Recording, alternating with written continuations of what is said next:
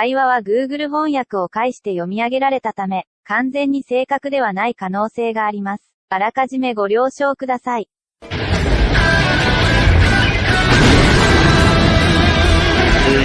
Match Brand はペーパービュースペシャルトーナメントを含む日本のプロレスの全てを少しのもて紹介します。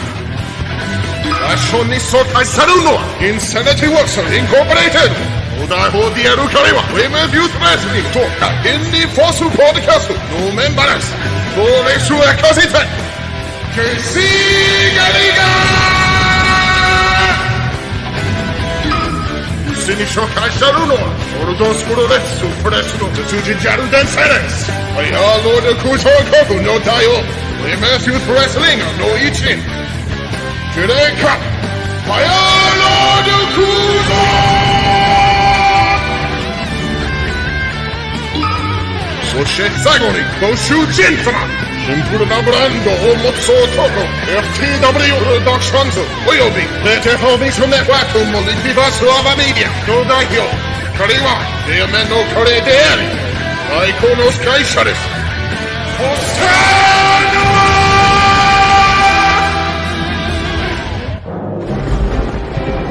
それはスーパーブラケットミーティング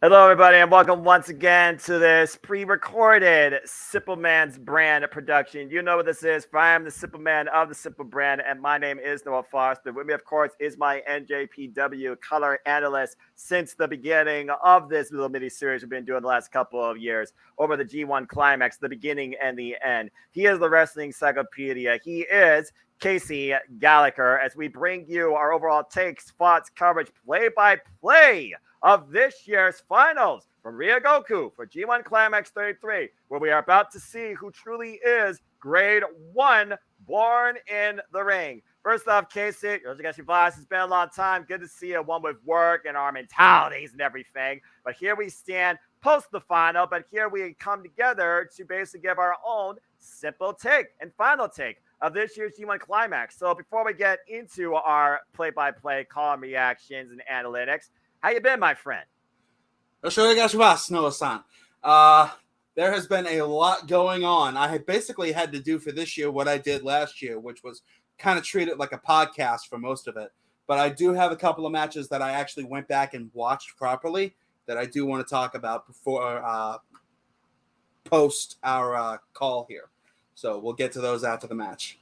Sounds good. Before we begin, I want to give a shout out again to all those that tuned in during the G1 Climax that are pro wrestling fans. Hope you enjoyed the experience. Apologies for our not day-by-day coverage, but again, price for passions and protection mentality too. Shout out, of course, to Zero and Kuzon, who are part of the opening bracketology. But me and Casey always stand like the Kevin Kelly and Chris Charlton when it comes to the finals to give our overall simple take and final take. And I know that they're doing their own things, whether they're hosting their own tournaments or looking at the M1 video for Pro Wrestling Noah, whether looking at the 5-star Grand Prix for Stardom or what Dragon Gate might be hosting.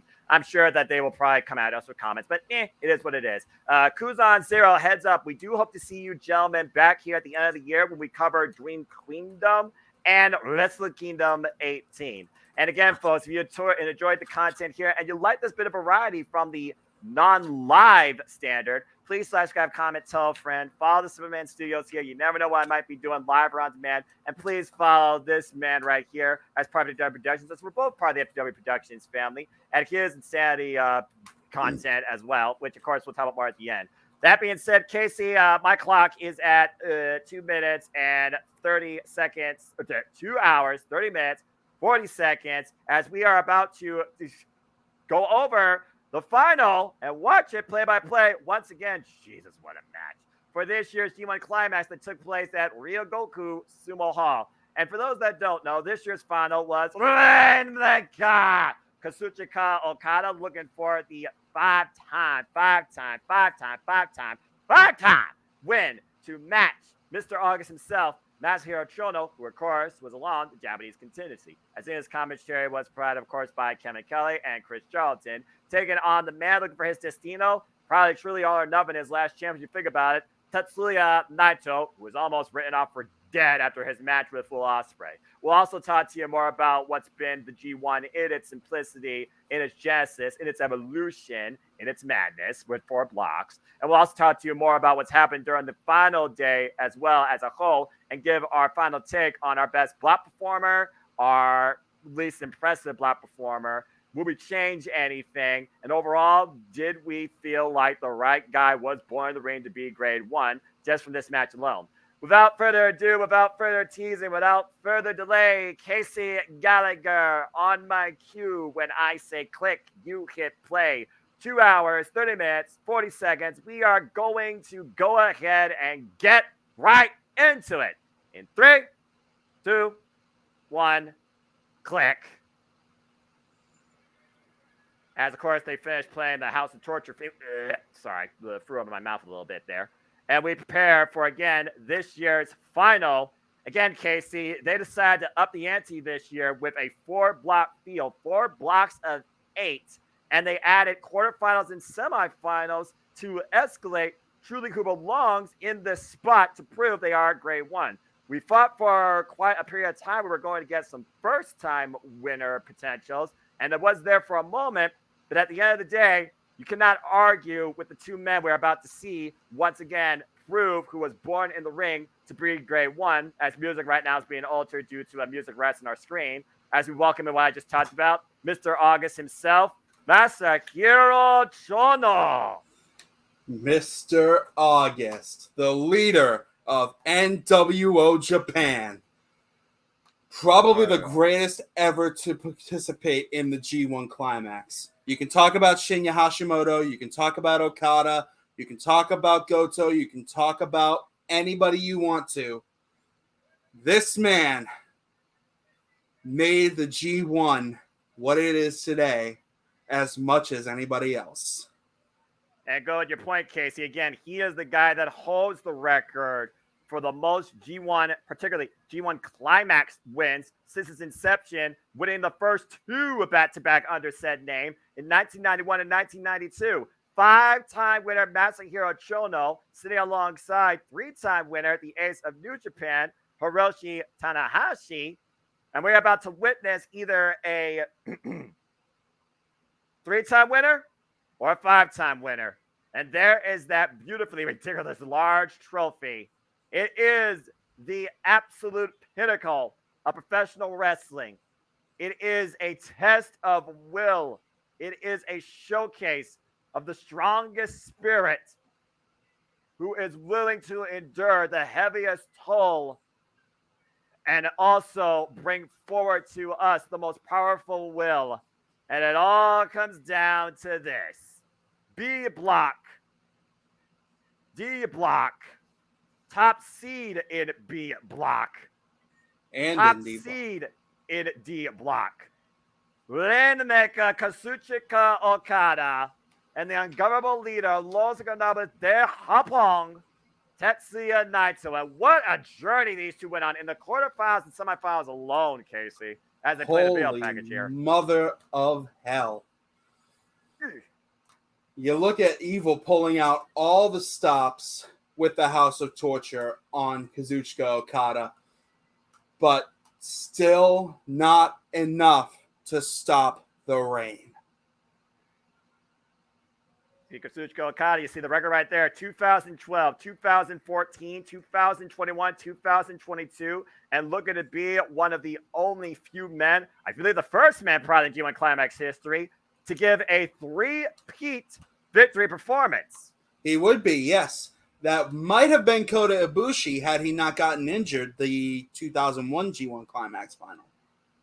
Yeah, 2021, where Rainmaker Kazuchika Okada won via referee stoppage. And then you have the Ngoma one here, Tetsuya Naito, who won back in 2013 and 2017. And Ryogoku Sumo Hall has been the home for Naito to literally create moments. Not only did he beat Kenny, by God, Omega in this very building to win the G1 Climax when Kenny Omega seemed unstoppable. You could honestly say the establishment of Los Ganabas de Japón, with some of its most key members and their growth and evolution, came from Ryogoku.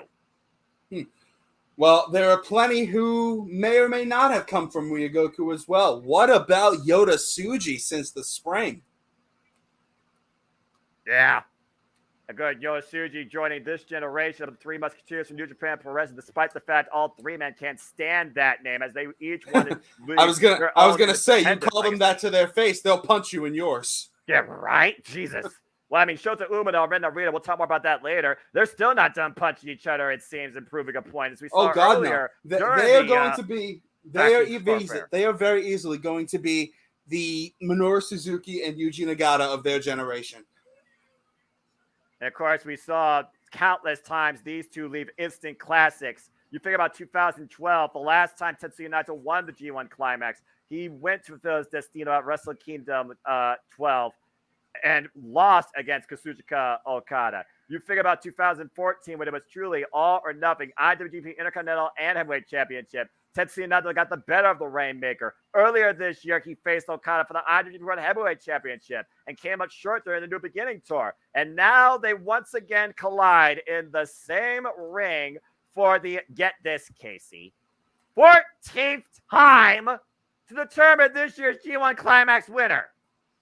And here comes competitor number one, the ungovernable, the leader of LIJ, and listen to this crowd in Ryogoku, all behind the former Stardust genius, the two-time IWGP Heavyweight Champion and two-time G1 Climax Champion, the first ever double champion in New Japan Pro Wrestling, and one of only 3 men to hold that honor.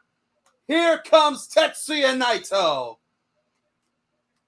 Again, you talked about the evolution of the Angola one. For once was called a genius of the stars. The Stardust genius left himself behind and trailblazed a path of just wild, reckless abandonment, simply summed up by one word, tranquilo. And here comes Tetsuya Naito, donned in the all black and red tonight, as Ryogoku is definitely Los Gobernables de Japon's home. We talked about earlier, though, Casey, you think about Tetsuya Naito's year. You think about what he did this year at Wrestle Kingdom. He was involved simply in a 6-man showcase for Keiji Muto's last match in the Tokyo Dome under NJPW. Later on in February, he faced that very genius of wrestling himself that took the name genius from Tetsuya Naito, we were Stardust genius, and got the win back in what was Keiji Muto's last love, a.k.a. his last match. Now we stand a few months later after the most grueling tournament in professional wrestling every year, and Tetsuya Naito stands before these stairs with his 3rd potential win for the G1 Climax.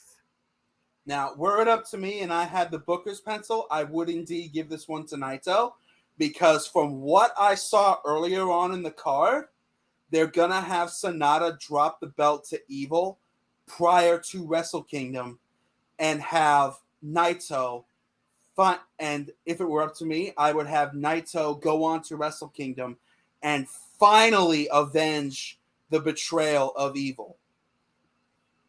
I mean, you could talk about, avenge the betrayal of Evil. He did that when Evil first left Bullet Club during the pandemic, and he won in a baseball arena. He scored the home run. He got the Grand Slam. He got the 2 championships back. But that wasn't enough for Naito, as we saw what happened beyond that point. Tetsuya Naito, in my opinion, is not going to be fulfilled until he completes what truly, I believe, is his final destino. And that is leading that roll call at Wrestle Kingdom after the main event in victory with the championship in the Tokyo Dome.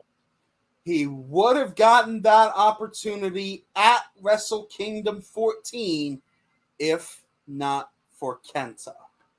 And you want to talk about men that have gotten countless opportunities. Let's talk about the living legend, the Mountain, the final boss of pro wrestling, not named Michael Satomura. Here he comes. Okada. The 6-time IWGP champion and 4-time defending G1 Climax winner.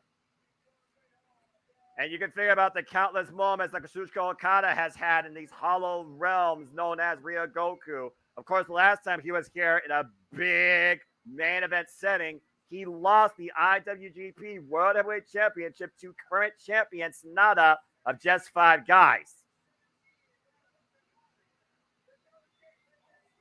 Of course, Kazuchika Okada, the living re-embodiment of the strong style spirit led by Antonio Inoki, who won the very first actual incarnation of this very tournament when it was known as the World League 2 years in this company's 51-year right now legacy and history. Antonio Inoki, who won back-to-back in 1974 and 1975 and stands at the all-time high across different generations of this tournament as a 10-time winner.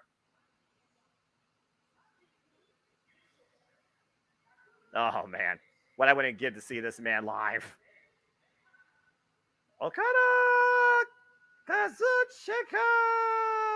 There is only one Rainmaker, Kazuchika Okada. There is no one better, no one greater. Acknowledge that. There is only one defining professional wrestler in and out of this generation for New Japan Pro Wrestling. He is the standard. He is the mountain. He is Rainmaker, Kazuchika Okada. And there's one thing we learned about the Okada this year, Casey. He refuses to let this generation surpass him, let alone fly by him. And we've seen him already take that advantage against Shota Umino, freaking Ren Narita, and of course, earlier this year, Kaito Kiyomiya, who I would very much like to see back in New Japan Pro Wrestling in future. He showed me a lot this G1. He's a hell of a worker. If it's up to me, he's welcome back here anytime he likes. Well, I feel that comes down to really the matchmakers and the bookers at this point. You wonder how much money Pro Wrestling Noah made, but also how much they lost out on since Kaito Kiyomiya failed to get to this spot. Hell, Kaito Kiyomiya didn't make it to the Elite 8, and I had him penciled in as one of my picks next to Shota Umino. I had an asterisk next to Shota and Kaito because I was pulling for them. At the end of the day, let's take a Leo. They got the better of the A-block field. Not bad for a guy fresh out of Bullet Club and into Hantai with his brothers, eh? Yeah, no kidding. For the young gun that stands 6'9" and really demonstrated how far he has come and willing to go. But again, tonight is about Kazuchika Okada and Tetsuya Naito. Kazuchika Okada, of course, adorned in Antonio Inoki's colors, the all black. There you see that ridiculously large trophy, victory embroiled on the plate. But who will be able to hoist it? Who will add another banner to that very flag that has every winner's name on it? It is not a new, it is a repeat. For one, it is history. For one, it is the absolute success. For the other, a devastating defeat. And Red Shoes Umino is our official. No one better. Respect the referees, damn it! It means a war here, Kenny. When you get here. But yes, the final disrobing and preparation for the ultimate battle of G1 Climax 33 being undertaken by both competitors. Red Shoes Uno, the third man in the ring. Kevin Kelly, Chris Charlton on the call for the English side. A star-studded panel on the Japanese side. Tanahashi, Masahiro Chono, Milano Collection AT. Both men stand ready. This is not going to be a sprint, ladies and gentlemen. This will be a marathon. And it has been a marathon all summer. And here comes the bell. We are underway. One fall to a finish. No time limit. There must be a winner. And right now, Red Shoe is just leveling the audience as he usually does. It does seem like more of a partisan crowd in favor of Tetsuya Naito. And again, you got to consider that must still wear on Okada, even if he doesn't show it, because we know how much the crowd has been needed for New Japan Pro Wrestling. Okada's even expressed it. But ever since Okada has taken this, let's just call it what it is, proverbial chip on his shoulder to prove that I am better than all, nobody can match me or surpass me, it has garnered a bit of a polarizing reception with him, the New Japan faithful. There's always that respect, but I don't necessarily has the same support. And both men trying to play a few mind games as we get underway here. And many of these men, again, no strangers, are hoisting the trophy. We got a count up time to kick things off early here. Again, these two go all the way back in 2007. And of course, back in spring 2012, Kazuchika Okada had his first defense of the IWGP Heavyweight Championship. Multiple G1 climaxes, multiple New Japan Cups. Hell, when Kazuchika Okada made his debut as a young lion, Tetsuya Naito, or other way around, I don't remember which one was which, but one of these men made their debut as a young lion against the other. Tetsuya Naito, 41 years old, 17 years in the game. Another comment tab here. Tetsuya Naito has over 2,000 matches underneath his illustrious career. Thank you, Cage Match, by the way, for that. And, of course, he did come in as a young lion, like you said, in 2006, taking on Takashi Uwara. And, again, you think about Okada, who came back from excursion after training in Mexico with Ultimo Dragon.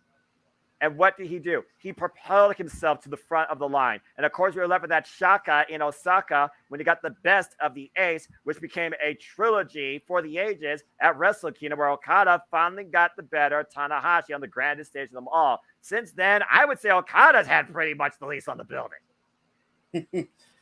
There are many buildings in Japan you could call the house that Okada built, thanks to everything he's done in New Japan since he came back from excursion. And these two are certainly no strangers to each other, as we've said.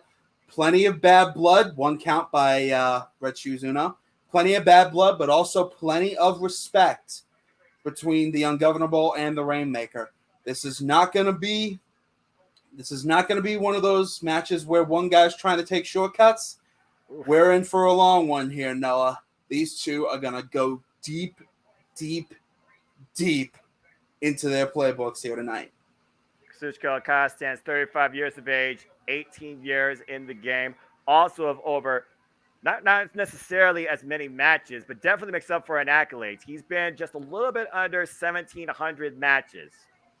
And, of course, we talk about when he first started back in Mexico, of course, when he took on Negro Navarra in 2004. Not to mention his early days in Mexico, he was on the same card as One American Dragon, Bryan Danielson, who got the better of him this year. And to be fair, outside of G1 Climax, Kazuchika Okada has had a strong winning record in single and multi-person action. Bryan Danielson, I would say, was his biggest loss to date this year. So how much is that weighing on his mind going into action with Naito tonight?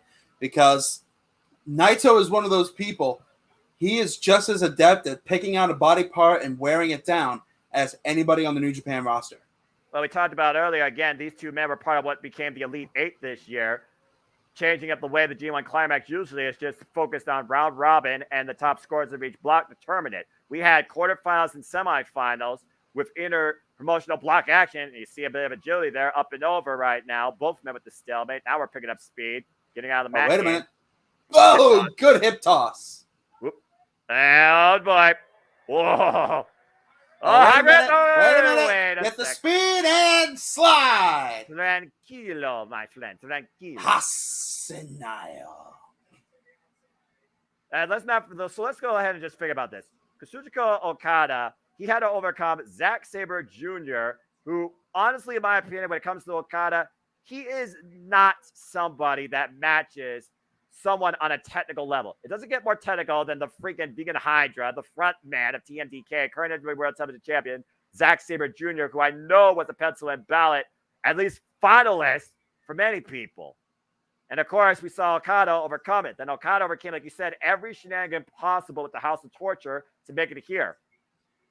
But Tetsuya Naito was able to cut down the big man, a.k.a. Hikuleo, and finally get the win over one brandly new name, IWGP United Kingdom heavyweight champion, Will Ospreay.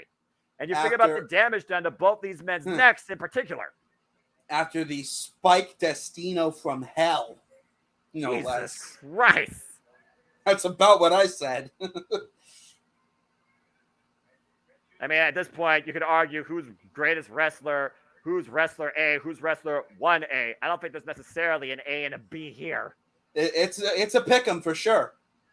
Nope. Like, oh! Ooh, good solid forearm to the knee. And now, trapping Okada. And now, in the words of Wrestling Bios, Tetsuya Naito Chinlock. Hi. Again, you see the knee driven into the upper part of the back. Plenty of damage to be done from such a simple move. Do not neglect simplicity and old tricks in your arsenal.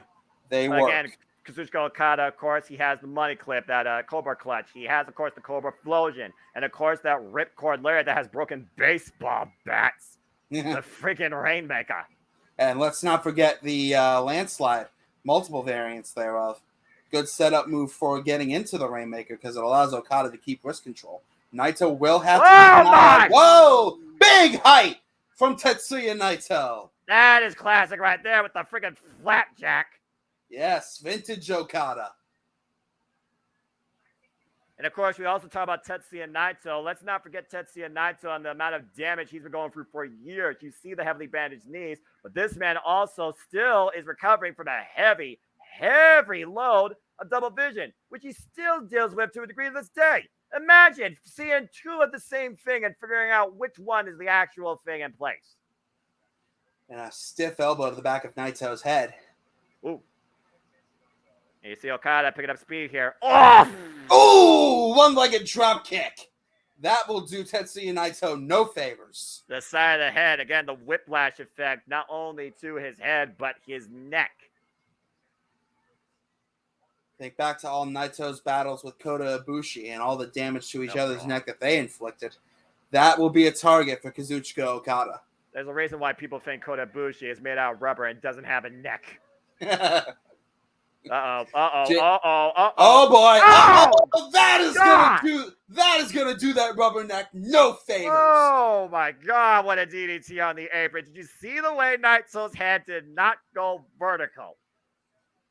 And that will help Kazuchika Okada build a good deal of momentum. He is firmly in control of the ungovernable one.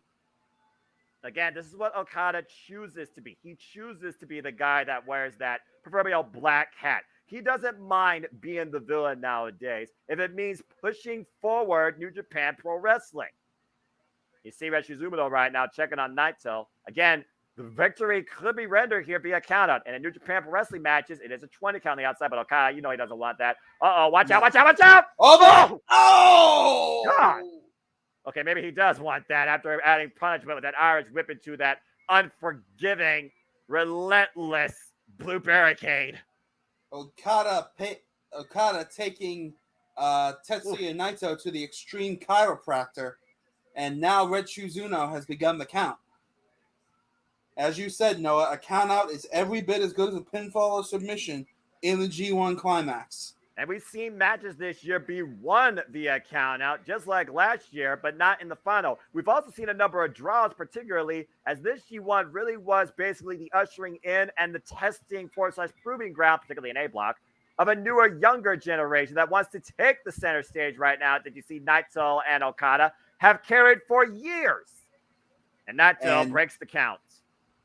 Naito does indeed break the count, and now Okada, the god of New Japan Pro Wrestling, another spike DDT on Tetsuya Naito. Oh, Lord. And Okada now stalking Tetsuya Naito. You talked about... Come on. Casey, come on here. You talked about it earlier. You talked about it earlier, Noah. Okada does not mind playing the villain if it pushes New Japan forward. You know Red Shoes was not going to count that, and Naito was not going to stay down for 3. That was Okada asserting his dominance, his role, his absolute pedigree in professional wrestling. And honestly, I feel like Okada's to the point in New Japan where he's sort of beyond face-heel dynamics. He can play whatever role he needs to get the match in the ring. And now Naito fighting back as Okada talks trash to the former Stardust Genius. Hard right arm to the face. And another one. Okada wants it. He welcomes this. Okada wants to bear pain. He wants to be tested beyond his limits. Irish whip, reversal Irish whip. Tetsuya Naito sends the rails. Meanwhile, Okada picks up speed. Ducks the clothesline. That's another one. one. Naito scouted it. Gets to the midsection. Neckbreaker. Oh, over the knee. The back of the head. Definitely not a move you see every day. And Naito with an opportunity now to catch his breath and perhaps plan his next move. Again, how well do these two know each other? They've had 13 previous one-on-one encounters, and the record stands 7-6 in favor of Raymond Katsuchika Okada. Two of the most pinnacle wins, though, for Tetsuya Naito again, not only took place here in Ryogoku Hall in 2016, but also at Wrestle Kingdom. And Naito once again back on the attack. Right forearms, elbows, clubbing forearm to the back of the head. Irish whip, pick it up speed. Shoots him off. Oh! Knocked. Good Lord. Drop kick to the side of Okada's head. We also talk about the cauliflower effect. You can talk to Brock Lesnar about that. Think about that pinnacle kick that Taiji gave Ospreay. It routed equilibrium for the rest of the match. The Taiji was able to get better of the Arrow Assassin in his homeland of Sapporo. And once again, Naito working over the neck. Another mean neck breaker over the back of the head and his knee. Almost looked like a rude awakening. Well, Okada's going to have a rude awakening if he can actually remember and be conscious enough for this. Here's the cover. And Okada can only kick out while he still braces the back of his head and neck. Both these men have picked a target. Okada will not be beaten that easily. He is the mountain of New Japan Pro Wrestling for a damn good reason. And we've seen how many different ways Tetsuya Naito can pull out the Destino. We saw what lengths he was willing to go to against Will Ospreay. And once again, looking for the net breaker, Okada though fights back. Hard elbow to the back of Naito's head, and that creates some separation. Runs to the kick, though. Oh, wait a minute. I thought we were going to get that pinnacle drop kick. That's always a difference maker. Big hip toss. Big hip toss from Tetsuya Naito. But he turned it into a bit of a net breaker. Again, dropping Okada over his knee, back of the head first. And Okada wisely rolls to the outside to get some distance and get a breather. Although it may have been less ring awareness and more so instinct, letting the momentum carry him out of the ring as opposed to actively going forward himself. And Red Shoes Uno now begins the count. You wonder if Naito's going to immediately capitalize here, though, because again, while the count is in play, this does give a chance for Okada to recover. And that will stop the count as Red Shoes scouted immediately what Naito was planning to do. And Naito now looking to further the punishment. Irish whip to Okada.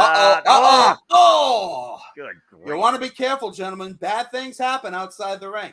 All those young lions, for Pete's sake, are freaking hazards just waiting to come into play. Or victims. You be the judge.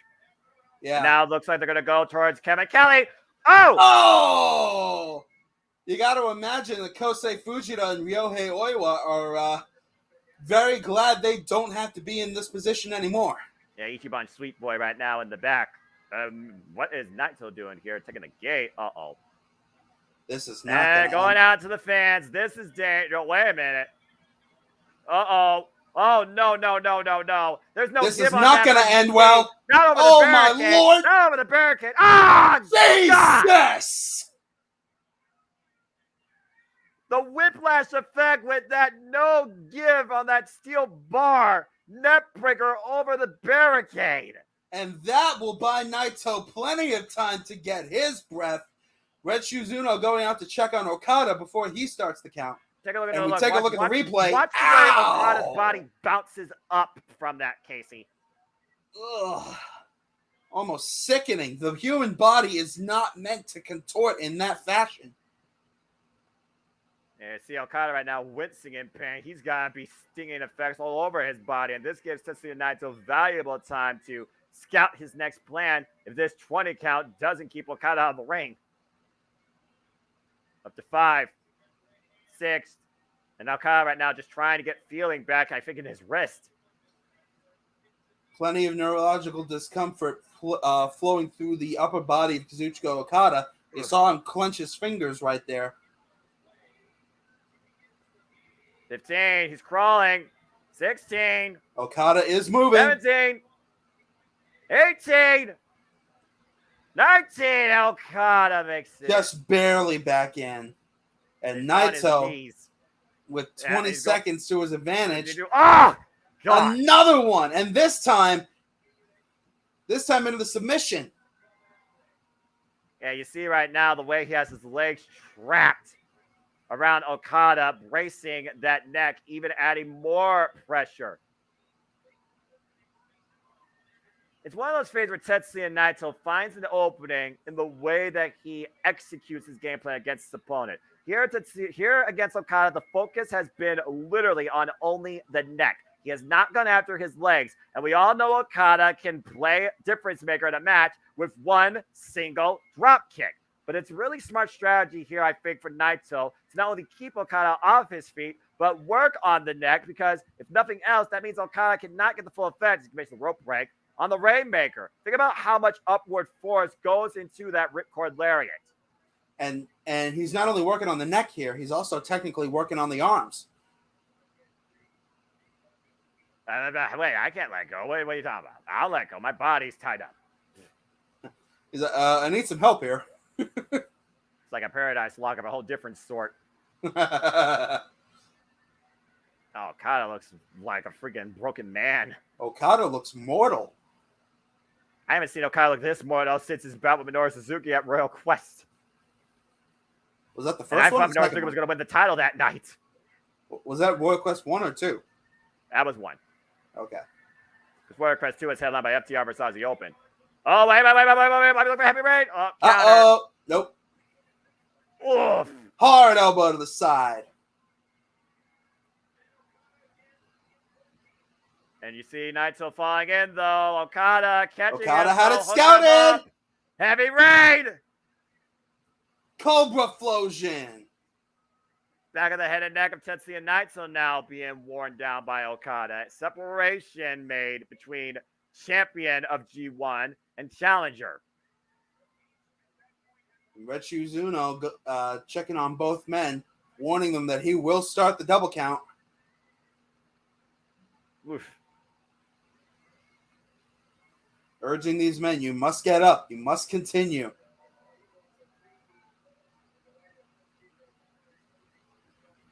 course, again, we talk about, the track record of these two, their history of the rivalry, going all the way back, like I said, not just the New Japan Cups, not just the G1s, but Wrestle Kingdom. It was Wrestle Kingdom 8 that Tetsuya Naito lost to Kazuchika Okada for the IWGP Heavyweight Championship. And speaking of G1 and Wrestle Kingdom, let's think about this. How many times did the actual champion of the G1 capitalize and turn it into a victory at Wrestle Kingdom, while Okada drop kick? Jeez! Naito landed. Bent up and over and every way in between, falling off the top rope, down the apron to the floor. Naito landed. Take a Look look at at this this. replay. Naito, landing hard on his flank. That will affect his ability to breathe. The vertical of Kazuchika Okada is ridiculous. Absolutely ridiculous. The guy could have been a basketball star if he wanted to. Again, it was Hiroshi Tanahashi, the very first guy since winning the G1 Climax that turned his win into gold at Wrestle Kingdom. And the only one that's been able to do it following that inadvertently after he lost the said briefcase, which no longer seems to be a symbol of the champion. Irish whip again, the blue barricade. Was Kota Kota Ibushi. Ibushi. But since then, Okada has capitalized off the G1 Climax twice and has made it to gold at Wrestle Kingdom. Will it happen again this year, or will Naito take that spot? Right now, Naito looks like he's in control. That was 15 minutes, right? Yeah, that was 15 minutes in this damn thing. And again, those markers are just the timestamps to the history being made here. Oh, no! Oh, wait a minute! Tombstone on the floor! Good God! And that will definitely heavily affect and compress your freaking neck. Oh, man. Naito is in a bad way after that tombstone. Of course, Okada looking pretty worse for wear him in his own right.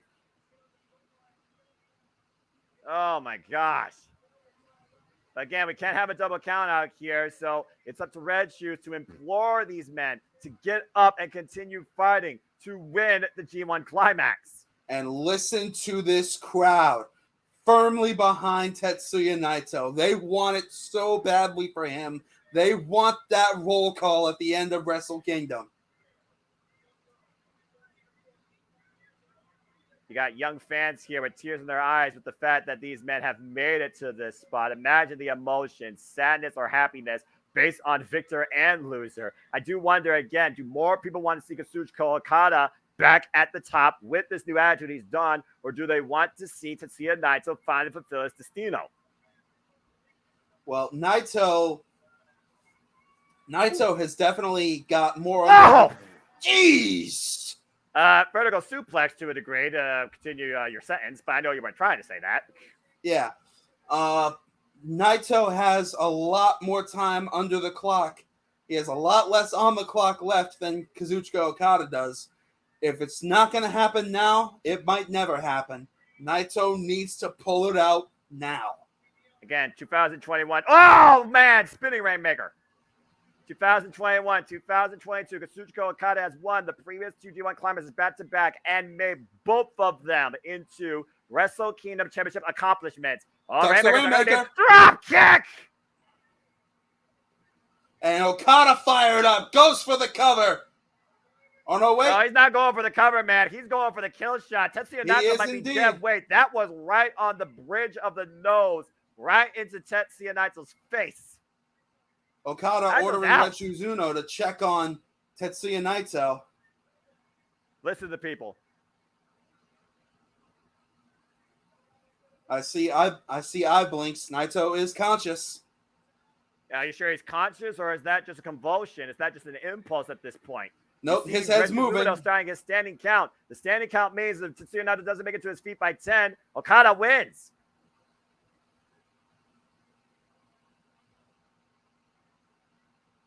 And Naito just trying to wheel his way with the help of the people back into what has truly been a fight. Absolutely. And we expected nothing less between these two gladiators. Hard European uppercut and spit in the face by Naito. Now look at Okada defiant smiling. As ever. Well, look at Okada smiling. He knows Naito. He knows Naito. And Okada knows he's in control. Okada and Naito, to a degree, has to know that Okada's in control too. He's trying to make Okada make a mistake. And so that is not easy to do. Well, wait a minute. Oh, wait a minute. Destino! Oh, that was a tornado DDT, Casey. Whoa. Did you see the way Okada's body just slumped? Rope assisted tornado satellite DDT, sending Okada around the world. Around the horn went Tetsuya Naito just for a chance to make an opening. But he's got to capitalize here. At this point, do you believe in Destino? Can Naito stop the rain? And when you see Naito with the wrist. I don't think he's thinking Rainmaker. And once again, those clubbing strikes to the side of the head and neck of Okada. Naito nearly collapsing into the ropes.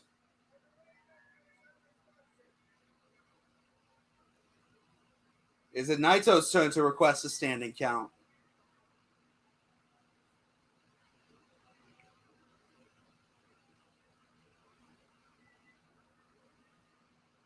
And you see right now Tetsuya Naito again with control, bringing Okada in. Wearing down his neck. Yes, again, Naito dancing with what brung him. If it ain't broke, don't fix it. But look at Okada, though. He's literally wants more. Not to bring it. Bring the wood. Bring the fire. Come on. This is there. And Naito will be more. And Naito will be only too happy to oblige. But this is the final boss of New Japan Pro Wrestling. That is why he got to this point. Being willing to take as much punishment as is needed to outlast his opponent. Let's be honest here, Casey. He's not the final boss of New Japan Pro Wrestling. He might as well be the final boss of professional wrestling, damn it. And very few people have been able to find a way to beat this guy without using a cheat code. Bryan Danielson being one of them, but look at what Bryan Danielson sacrificed. He's going to be on the shelf for quite a while. He beat the man with a broken arm, for Pete's sake. Yes. But was it worth it? Oh! Hurricane Rana from the top rope. Frankensteiner of sorts, Casey. Here's the cover. Is it enough? Here's Naito done it. Oh, no. Oh, not wait quite enough body on body, but look at it. Look at the transition into the submission hold. And once again, torturing Kazuchika Okada's neck. Okada might be fading.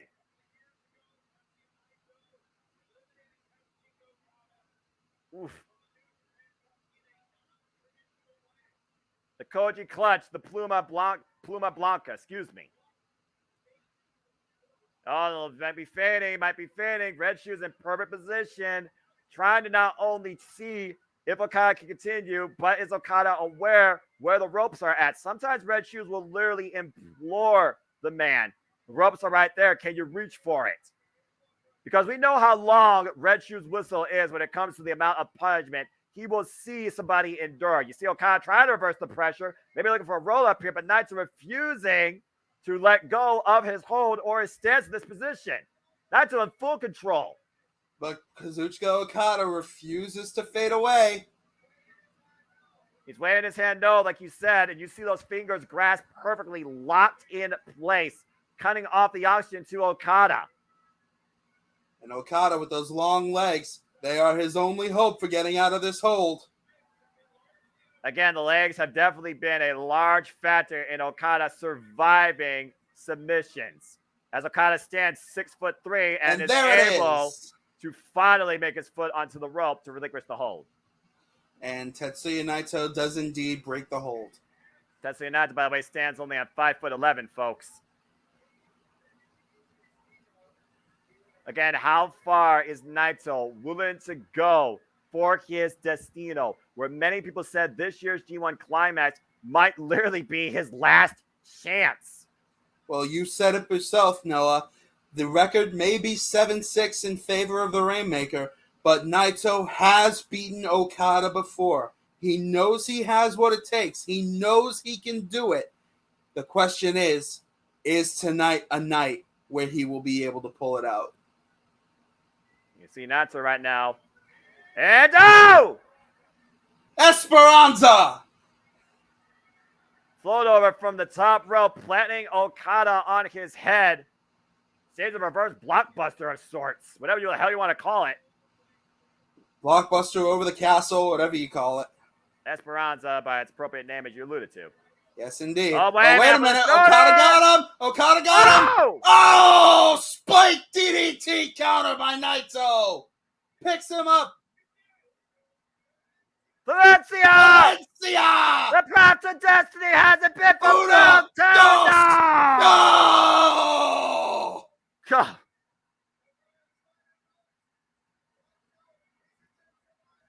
And Naito right now fought him again. There's the scoop. Oh, no. Oh, no. No, Naito, no. And Naito looking toward the stars to leave Okada, and the Stardust crash as the Stardust Genius hits the mat. Okada's had it scouted, rolling out of the way at the last minute. Stardust Genius went supernova by his own admission. And exploded on impact. He went for broke, a variation, some would say, of the leap of faith, and it led to nothing but disaster.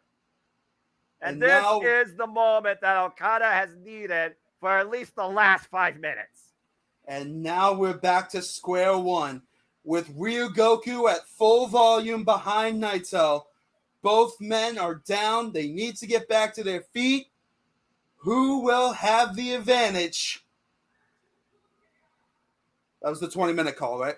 Yeah, you just heard it right there. 20 minutes have passed. Oh, my gosh. The freaking punishment these two are willing to endure. And both men right now just trying to make it to a vertical basis. Red Shoe warns them, start moving. I will start my count. And you know Red Shoes is only doing that to, again, encourage the will of these two men to fight.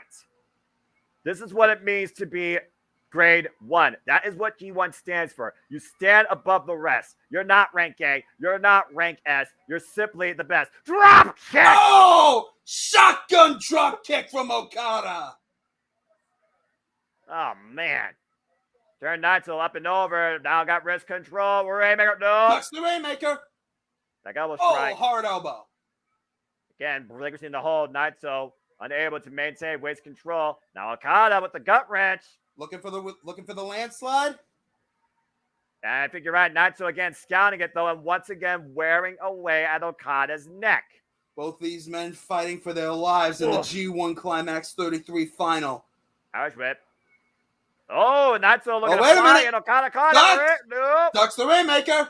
Once again, Satellite DDT. Once again, Tornado DDT. It's a cradle. It's a cradle. Whoa. No. Oh, my God. Hard And over once again, with the the face. Rainmaker touch underneath. It's a great connects.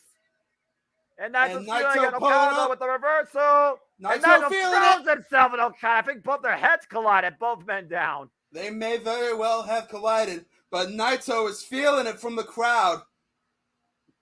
He knows this may be his final moment, and he cannot afford to let it slip away. For those that don't know, me and Casey are high proprietors of Pro Wrestling. If you do want more calls and more retrospectives like this, and not just G1 Climax, but other content, but in and out of New Japan Pro Wrestling, Japanese Pro Wrestling, please let us know in the comments down below at both the Superman brand and Casey's YouTube channel. Thank you. Drop kick again! And Okada looking for wrist control. Nope. Wait a Up minute. and over. Oh! Oh! Michinoku driver! Shades of Don't Call Him a Legend, Taka Michinoku himself. And right now, Okada, here it comes. No! Ducked! Up and around. Looking for Destino. Denied. Okada. Rainmaker! Not the full. Not the full. There's a short range. Oh, man. Just a little sprinkling. Clouds are gathering. Rain is forming. Oh, no, Naito's counter again. Oh, look at this. The roll of time. Oh! Almost got it again. Color Frozen denied. Up and around. Naito Destino! Cover! One! Two! He's not done it yet! Oh! I thought that was it. Destiny seems so near and yet so far away as this G1 Climax finale continues. Kevin Kelly losing his damn mind at the table. Chris Charlton probably losing every metaphor he has left. You think about this young man, Tetsuya Naito, who became a fan watching this at a baseball game. Destiny. Oh! Bottom of the ninth, bases loaded. Can he hit the grand slam? Rainmaker counter again. Up and around. Destino! He's not going for the cover. But Naito in the driver's seat. Naito, put him away. One more time for the third time. Destino! Cover the man. Cover. One. Cover. Yes! Tetsuya Naito has done it.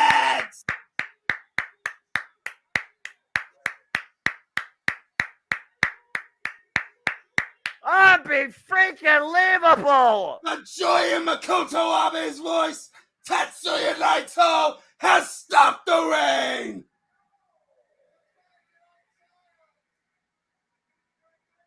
It's a home run in Ryogoku tonight as Losaganabe de Hapong with the winning swing heard around the world. Destino fulfilled at least tonight. Tetsuya Naito wins G1 Climax 33 and has defeated the reigning G1 Climax champion. Tetsuya Naito is on his way to the main event of Wrestle Kingdom. Ryogoku gone supernova. Tetsuya Naito, for the third time, is G1 champion. And you see the expense of will. Both men down in the middle of the ring. Don't call it a comeback. He's been you call it a for miracle years. if you want. I think people wrote off Tetsuya Naito before this thing began, if not earlier, the G1 Climax. He fought his way to the top, and he's now, doesn't stand, but literally is laying as the winner of this year's G1 Climax tournament. I'll be the first one to admit to you, I was one of those people that had Naito being eliminated in the playoffs. Never have I been so excited to be wrong in my life. And I think a ton of people in Ryogoku Sumo Hall shares your exact same sentiments, Casey, as both men seem to be coming into consciousness. Kazuchika Okada left laying in defeat, while Tetsuya Naito denies the drive for 5, but ensures one step closer to achieving the Destino one last time. And will it be the last time? As Again, LIJ comes out to celebrate with their leader, Hiromu, Shingo, Bushi, and Yoda Tsuji. Kazuchika Okada has nothing to be ashamed of, but Tetsuya Naito has seized the moment. The Stardust Genius has taken one giant step toward immortality. And there you see the hand raised if you're watching NJPW.com. And if you haven't, I highly encourage it. Try to match up our stuff you want.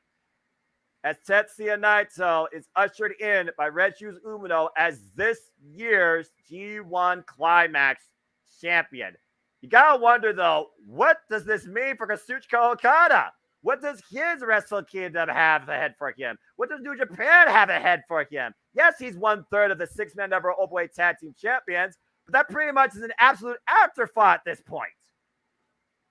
Only time will tell what the future holds for the Rainmaker. But rest assured, Kazuchika Okada, as far as his NJPW career goes, is not going anywhere. We will not have a new name added to the G1 banner this year, but it is a celebration 6 years in the making for the ungovernable one.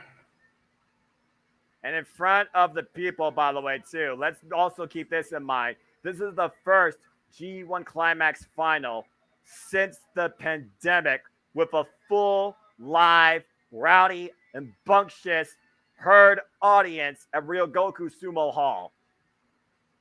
Young Lions coming in to take Kazuchika Okada to the back. Naito, get that man some ice. Get him some ice, some water, and a trip to the sauna. Right? Incredible finale to this year's G1 Climax. G1 Climax 33 stands with Tetsuya Naito in victory. As Okada's being helped to the back. And Naito takes the Ryogoku Sumo Hall ring for himself once again. President Sugabayashi, I believe, in the ring with Red Shoes Uno and the new G1 champion. And we haven't seen this sight for 6 years. Keep that in mind. The last time we saw this was literally in 2017. Yes, we thought this might have a chance to happen 2 years ago. We thought 4 was Tetsuya Naito's magic number. Zack Sabre Jr. put a stop to that. In the opening round.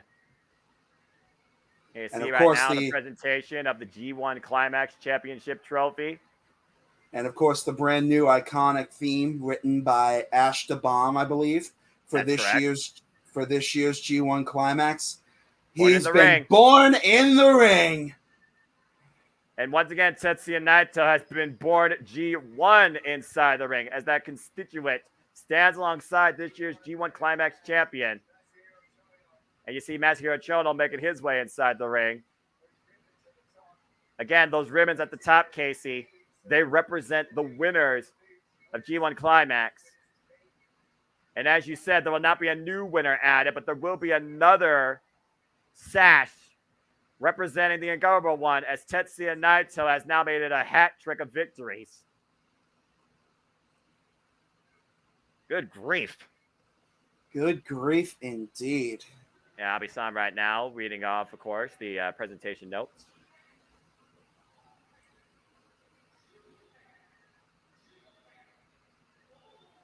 Thank you, Chris Charlton, by the way, for the solo translations of all this. Yes. And analysis. That's Charlton looks pretty good in a suit, despite the fact he's wearing short pants. Yeah. Masahiro Chono can't believe that. Wait, I won it how many times? Yes, Chono, you won it 5 times. because that's what Abe-san was basically just acknowledging. Masahiro Chono presenting the flag to commemorate this year's victory at G1 Climax 33. There's the fist bump right there. Look at that picture. Take screenshot. Yes, get your Instagram accounts ready.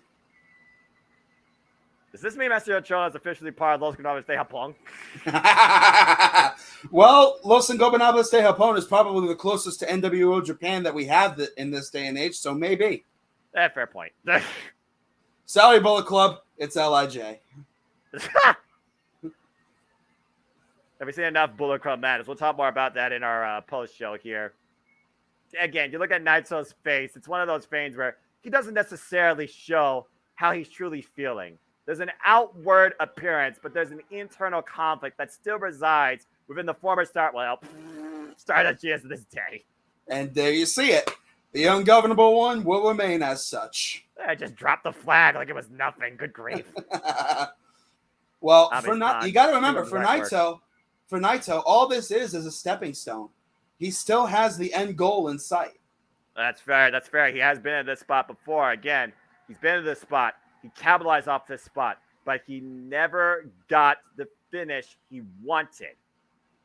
And like I said, until he gets that, I don't think Tetsuya Naito will truly have any inner peace inside him for his wrestling career, or what his, not necessarily his destino, but what his legacy will be. Let's go ahead and hear from the champion himself. And again, folks, Chris Charlton will provide a translation. As Hiromu and Shingo make their way inside the ring. Buenos tardes. It's good afternoon for those that don't know. See. I know a little bit of Spanish, don't know Japanese.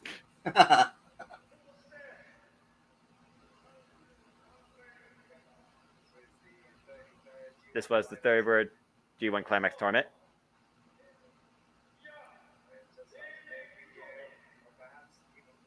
Let's say we're pressing more.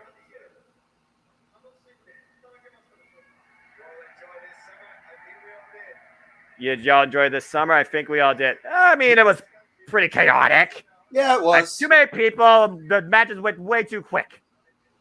I'd be lying if I said I didn't have fun, though. Same. Thank you, C Block, particularly.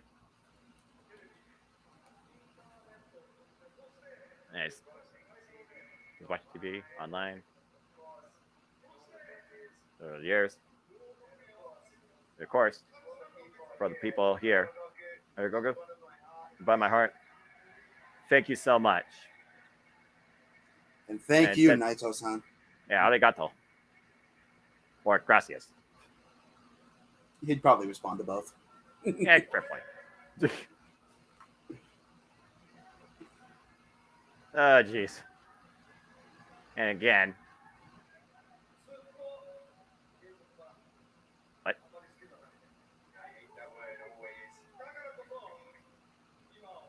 I hate that word always.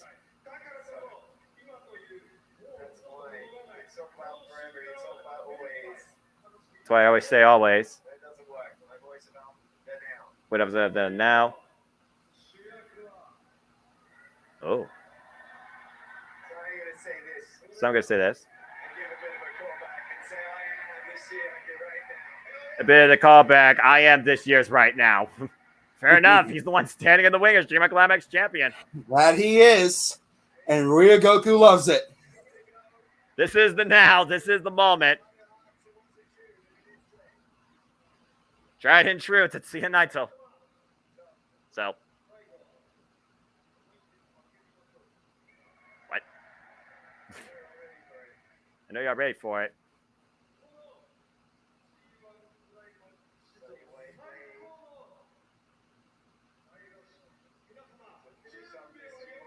Finish up the G1. Let's get the biggest roll call of the summer. And here he goes.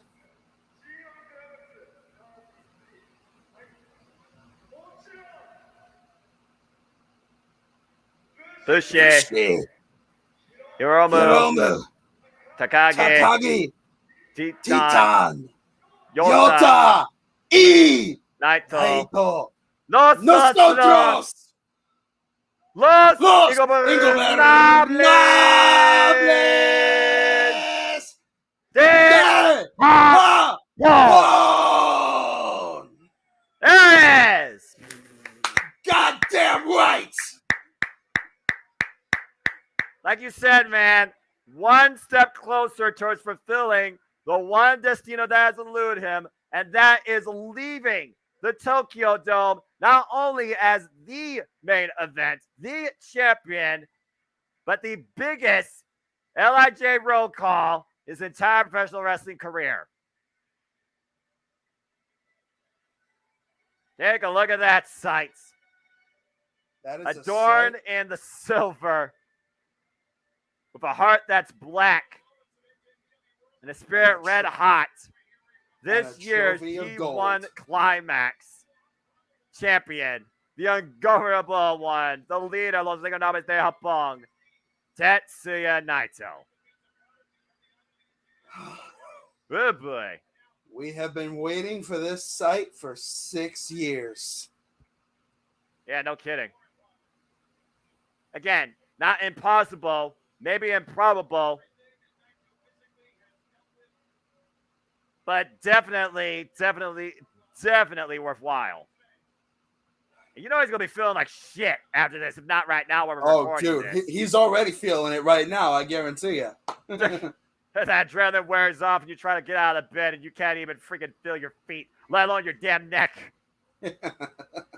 I shouldn't be laughing, but... We know what these men and women of the pro wrestling discipline endure and choose to endure in the highest degree of this industry. There is no greater testing discipline than Japanese professional wrestling. Naito a little wobbly, but he's got his feet. And there you see the unified front, LIJ, standing tall in the middle of Ryogoku Sumo Hall.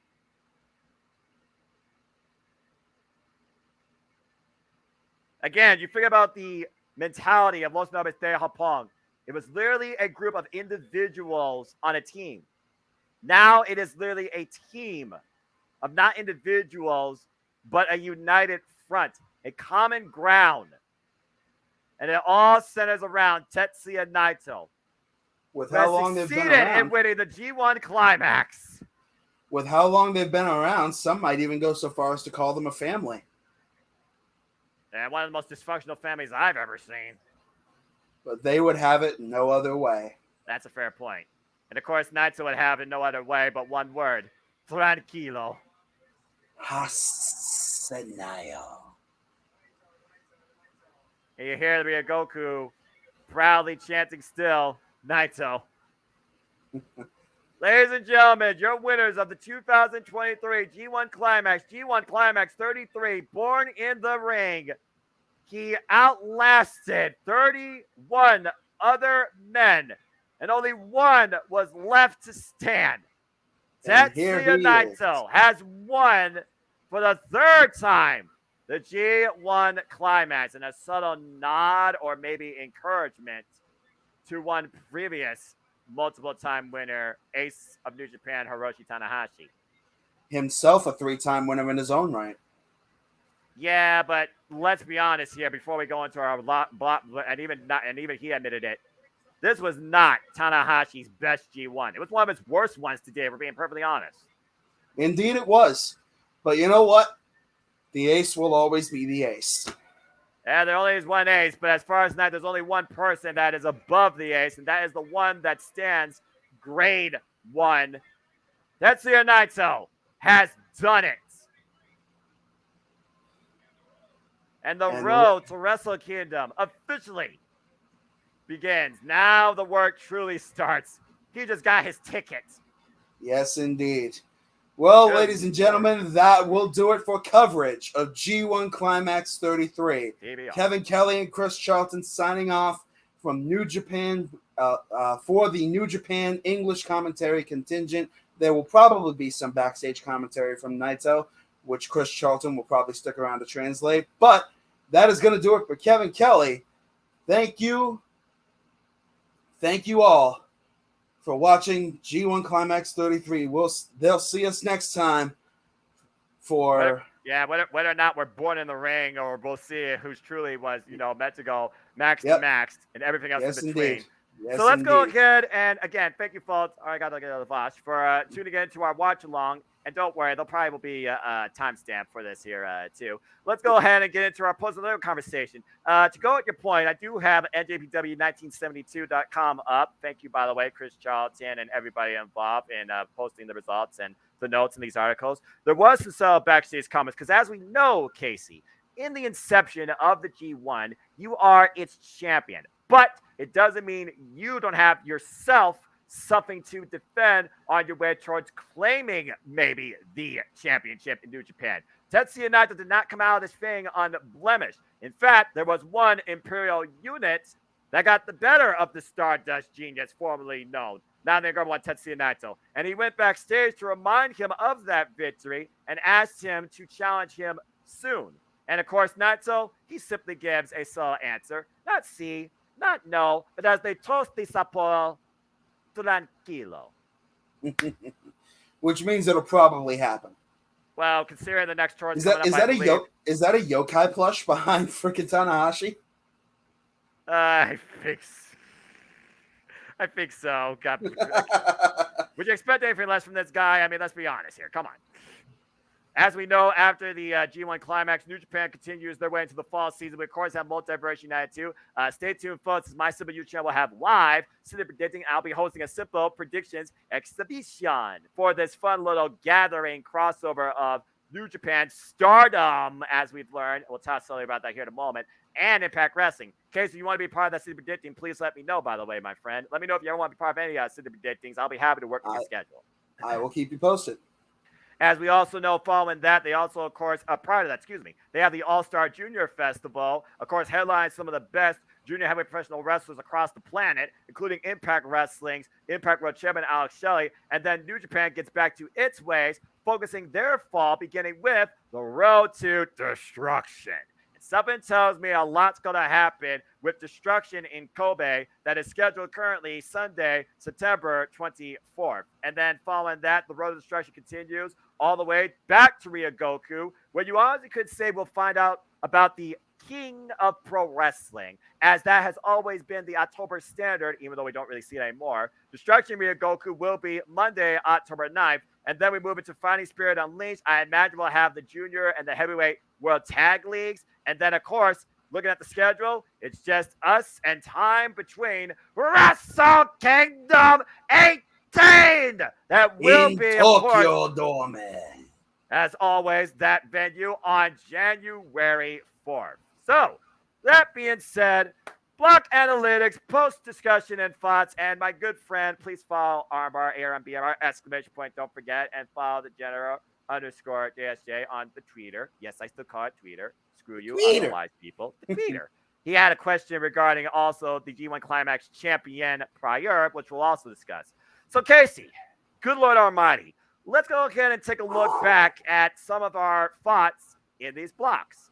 As we saw, the A block was the young boy. It was the new generation. It was the battle-tested and very savvy Chase Owens and the new player rising and Pro Wrestling Noah's Kato Kiyomiya, who chose to relinquish his spot as N1 victory champion, might I add, to challenge himself with the best of the best, particularly Sonata, in this year's G1 Climax. And here, for those that don't know, are the results of that block. Multiple draws, particularly with the three Musketeers. They don't want to be called that, but it is what it is. As we saw Renda Rita, we saw Yota Tsuji, we saw Shooter, Roughneck, Shota Umino test their mental. You see, particularly here, Umino and Narita, they had a draw. Narita and Yota also had a draw. Kiyomiya and Umino also had a draw. And you see Sonata, perfect block all the way. He got literally a perfect score, but he was 2 seconds away from a draw, particularly with Kato Kiyomiya, as both are students of now retired wrestling genius, Keiji Muto. For me, though, this block really showed me a lot. It was about potential. We talk about all the time, Sonata, rising to the potential we set for him. He once called himself New Japan's hope, but how can people have hope if you don't give them something to believe in? And Sonata finally ascended to that purpose earlier this year with the help and encouragement of Taiji, not only win the New Japan Cup, but win the IWGP Heavyweight Championship. He was battle tested by all 7 men, particularly to a degree in different ways. But Sanada for me was definitely the ace performer, but I was very surprised by Hikuleo. I look at this block and I do think about, again, what's more important? The impact you leave or the score you get, especially when it's your first outing. And Chase Owens, the guy that had more experience than most of this field, he didn't do so great. But he definitely tested Sanada, particularly, apparently mastering the Paradise Lock for what that was worth. So, Casey, what are some of your takeaways from the A block? Who is your ace performer? Who do you think underperformed, did not, meet maybe your expectations? And is there any other things you want to say about the A block that was basically Young Gun block? Well, you're talking about the impact you leave on a G1 having just as much importance as the points you get. Kaito Kiyomiya is a perfect example of that. Not a third from the bottom, tied for third from the bottom in terms of points on the board. But the matches he had definitely showed that this is not a man to be trifled with. I would not be surprised if he decides to come back next year. Well, yeah, also we saw a post-show, block action, we didn't really know what his direction was going to be, while, of course, Pro Wrestling Noah has the Enron victory going on. And right now, people like Nakajima and Jake Lee are making their claim to be N1 victory champion. And again, you see the draws. By the way, for those that don't know, the draws are represented by triangles. Wins are represented by the outer circles. And the filled circles are the losses. So just in case you didn't know. And I'll remind you all with each block because, again, this is the way New Japan does their scoring. So you look at this block, you look at Kaito Kiyomiya, he engaged in nothing but fight the living daylights out of each other in and out of the damn stadium to the point it just went to a draw. Okay, the time limit draw. It's one of those things, though, where, again, potential. Gabriel Kidd has incredible potential, but this war dog, Bullet Club mentality makes him look more immature than more threatening, in my opinion. Wouldn't you agree? In some sense, yes. But the fact of the matter is, David Finlay has issued marching orders for Bullet Club War Dogs. If you can't bring gold, bring bodies. And Gabe Kidd has taken that order to a T. Yeah, I suppose that's true. And then, again, you look at the fact that the A block second seed came down to Shota Umino and Hikuleo. I thought Shota Umino was going to pull the key into ignition and go full throttle into the quarterfinals. Hikuleo, I don't think people had Hikuleo even making it out of the block, let alone being the second highest score getter. I certainly didn't. Yeah, about to say, I mean, you look at the wins Hikuleo got. He got wins over Yota Tsuji. I think people really believe more in Yota Tsuji out of the 3 nights in particular, based on his initial impact in going after the friggin' IWGP World Heavyweight Champion. In my opinion, I look at these 3 musketeers, you want to call them, and you look at, okay, who could I see maybe having gold first? Shota Umino has already had multiple opportunities at gold, singles and team-wise. Yota Tsuji has also had chances, and Ren Narita, truth be told, has had a 6-man champion as well, but none of the 3 men have had a singles championship. I look at these 3 men, I think Yota Tsuji is the first one potentially that could do it. And as we saw during the final build to the finals, Yota Tsuji, again, Jesus Christ, intercepted the man out midair with that damn spear. My God. He pinned the newly christened IWGP United Kingdom champion, Will Ospreay. And we know Yasuji had excursion time in Rev Pro and Mexico particularly. If Will Ospreay is trying to redefine and bring back life into the British wrestling landscape, book him and Yota Tsuji at the freaking, I don't know, Crown Hall or something. Why not go back to the Copper Box? Yeah, exactly. A Royal Quest. Again, they didn't have that on the schedule. And again, I look at the rest of these names here. Again, Sanada, clean block. I thought he literally was going to do it. It hasn't been done since freaking, what we say, like 2000 or something like that, where he basically cleared his old block. Kensuke Sasai. Apologies if I screw up those names, folks. It's one of those things. I believe the name you're looking for is Kensuke Sasaki. Kensuke Sasaki. Yes, thank you. I'm tired. All right. Who, by the way, was the last IWGP champion to win the G1. That's right. I thought Sonata was going to try and basically eclipse that, but he didn't for what it was worth, which, again, kudos to Sonata showing his will and dedication and heart as champion. But again, that injury to the arm, further explained by Chase Owens, I do wonder now what costs now that Evil and the House of Torture are literally holding the IWGP Heavyweight Championship hostage. And the is it KLPW. Thank you. You're welcome. Thank you. Courtesy I show. forget that title exists sometimes too, because while I'm happy Taiji won it, he hasn't had a single damn defense with it. Yeah. I'm kind of annoyed by that, not gonna lie. But I also know with G1 you and me Climax both. season when he went into it, so it's like, yeah, it is what it is. Yeah. All right. Can we also go back to Hikuleo really quick, because I want to bring up an interesting point. Please do. Chris Charlton during Hikuleo's quarterfinal match against I don't even remember who he fought, but Tetsuya Naito. Thank you. But according to Chris Charlton, excursions are not just going to other pro wrestling companies and learning different styles of wrestling. Apparently, Hikuleo spent his 2-year excursion working in a cubicle. Wow. That big man in a cubicle, though, I'm just saying. Yeah, right? It's interesting. It's very interesting. And you just see this big man just looming over. He's like, and everyone could be like, "Hey, Galileo," and he just turns and sees him. Oh my God, that joke. Yeah, that's that's a very interesting image to visualize. The young gun of the Tongas, just saying. But again, kudos to Hikuleo and his growth, and of course the encouragement and the tutelage of one Jado that definitely has led all three of these men to such great promise. But again, as far as the A block goes, Sonata definitely killed it, bar none, as he should have when he was champion. He definitely showed what pedigree he holds here in New Japan Pro Wrestling in leading the future. And as far as the three knights, Yota Tsuji definitely impressed me, and I would love to see Katakimi involved in this thing again. And I still don't think he's done particularly being involved in New Japan Pro Wrestling. And now that Okada is not G1 Climax champion, I'm just saying neither man are champion, but I don't think neither men are done with each other. No, indeed. I very much look forward to seeing those two go at it one-on-one down the line. Maybe at Fighting Spirit Unleashed? No, that's true, too. We do have those American shows coming out. Again, New Japan Pro Wrestling, they really have expanded their global outreach and what they do and who they showcase. And the fact now that Bushiroad is letting Stardom work with freaking Impact Wrestling. Yes! I cannot wait to call this match and watch this match, but I digress. Talk more about that later. Before we get into the next block, I will go ahead and talk about the latest show from Stardom for those that are wondering, as they did have their latest special as well the same day of the final, and I'm crazy.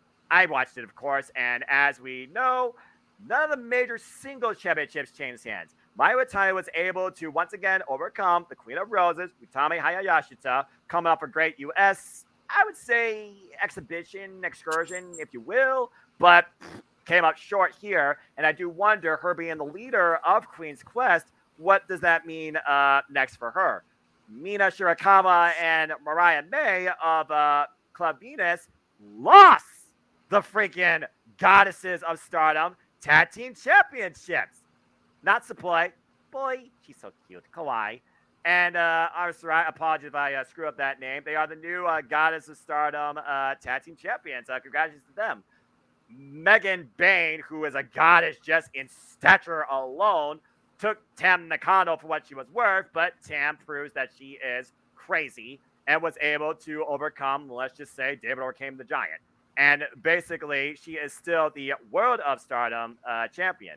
And as we also learned, it was the Virtuosa, Deonna Purrazzo, and the Quintessential Diva, Michelle Shaw, that have challenged the current NJPW Strong Women's Champion and her beautiful insanity and intensity, Líder del Mundo, Julia, for her title, and she has accepted, which means at Multiverse United, we will have Stardom talent represented challenging Impact Wrestling's all-time great and a former Rev Pro Women's Heavyweight Champion. And apparently there will be a fourth person involved. I believe it's Momo Kogo, who, if you remember, Casey, extremely impressed everybody with her performance at NJ Resurgence. So if that is the case, I look very forward to this Fatal 4-Way but my heart does go out a little bit to Mina Shirakawa, who has not had the greatest run as of late. I do wish her the best during the 5-star Grand Prix. But hey, what she has accomplished with this group foundation and what Mariah May has done as well,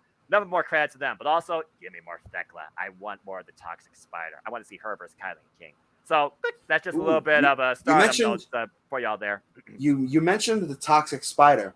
That made me think of a name from the past that I haven't really gotten to talk about. You might recognize this name, Noah. What's Manami Toyota been up to of late?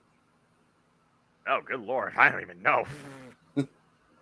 That's a name I haven't heard of in a long time. I mean, I just got done watching the Freelance pay-per-view. By the way, Rina Yamashita, she's fucking crazy. She's going to be GCW heavyweight champion, mark my words. And according to Jun Kasai, he's born crazy. But El Desperado, he loves deathmatch, so there you go. Jesus! That freaking build by Megan Bayne, by the way, the Tem Nakano, throwing her out like yesterday's trash. Megan Bayne could be a force to be reckoned with in Stardom if under the constant guidance of Utami Hayashita. I hope that really is a thing. I hope she's part now of Queen's Quest. But that's just some sell notes for you folks right there for Stardom as we get back now to our regular scheduled program. Now, I basically gave my own thoughts and that list for the A block. So, Casey, why don't you go ahead and talk a little bit about the B block, which, again, simply put, you had to climb the mountain to get to at least the summit or at least a peak point to make it into the quarterfinals. So, what was your overall takeaway when it came to the B block, your favorite matches, performances, your surprises, and if there's anything you would have changed based on what we got out of it? Well, I'd be lying if I didn't say that Will Ospreay versus Okada was the best match in the block this year. Arguably, yeah. The top 2-point getters fighting for pride, and Will Ospreay finally slew the dragon. On his own, under 20 minutes, in block action. Take a victory for what you will, but he still has yet to win G1 Climax, let alone win it against Okada. When it matters the most, that's when Will Ospreay will truly get what he's seeking. He got a little bit of what he was looking for. I don't think he got all of it. Not all of it, but he did get the big goal for himself this year. He beat Okada on his own merits. He can be proud of himself coming out of this G1. As he should be, damn it. I would say also a sleeper match. How fucking close was Taiji to beating Okada? You couldn't wrestle a more perfect match, striking down the Rainmaker, and somehow Okada proves why he is just one of the greatest of all time. I was holding out so damn hard for Taiji to beat Okada. I wanted him to do it. Damn it! But anyway. You want to talk about sleeper hits? Ospreay versus Phantasmo.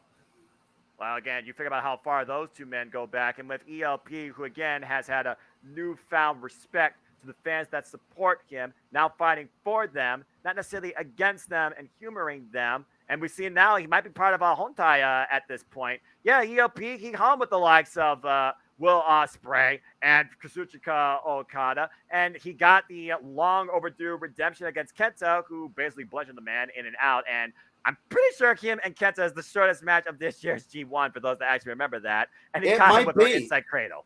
Yeah, it might be. I also love, going back to the other match we were just talking about, I also love that Will Ospreay actually gave Phantasmo props after that match. Yeah, and he can't wait to do it again. I'm all for it. Have those two fight each other for the UK Championship. I'm for it. I mean, you look at this block right here. I mean, it pretty much was subpar performance by everybody else. I mean, Tonga Loa, though, he was humble. The fact that we weren't sure he was going to be even involved in this thing after being out for a year, he gave it his all, and he got wins over some very game opponents, including Will Ospreay. That can't be taken lightly either. Greto Khan. Oh, hell. Not the strongest performance, but he definitely picked things up with his wins over Taiji. And you can't measure heart, but I do wonder, Yoshihashi, does he really need to be a G1? And with a record like that, does Yoshihashi deserve a spot in next year's G1? Again, we do talk about, again, the results versus the impression. I don't know, man. Yoshihashi, for me, it's a mixed bag at this point. But that score, yeah, he's gonna have to do some work throughout the rest of the year if he wants to justify a spot in next year's G1. Yeah, but again, there's no slacking. I mean, I'm just saying. I'm also just gonna make this real quick. I really was looking for more out of Kenta. Okay, you had the best look. You caught it us ugly. You brought your best towards the end in matches, but you still didn't get the job done. And that whole thing with him and Taiji doing the freaking performance in the air guitar with the Defy Championship was hilarious. I That don't mind was seeing those two great. as a tattoo. Those strange bedfellows. That was brilliant. That was great.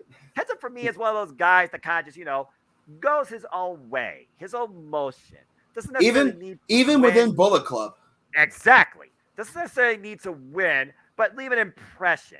And I guess he did that to a degree. But still, I kind of was holding out for Kenta to make it to the quarterfinals. And yeah, I guess it was kind of the obvious block when it comes to the fact that Okada and freaking Ospreay were the two. And the only blemish on Okada's run this year before Was the finals Ospreay. was Ospreay himself. How ironic. All right. And yet somehow how fitting. Yeah, true.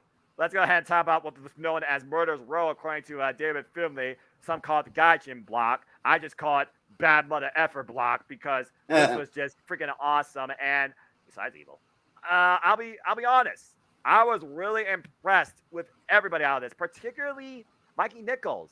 Mikey Nichols, who made literally his G1 debut, got wins over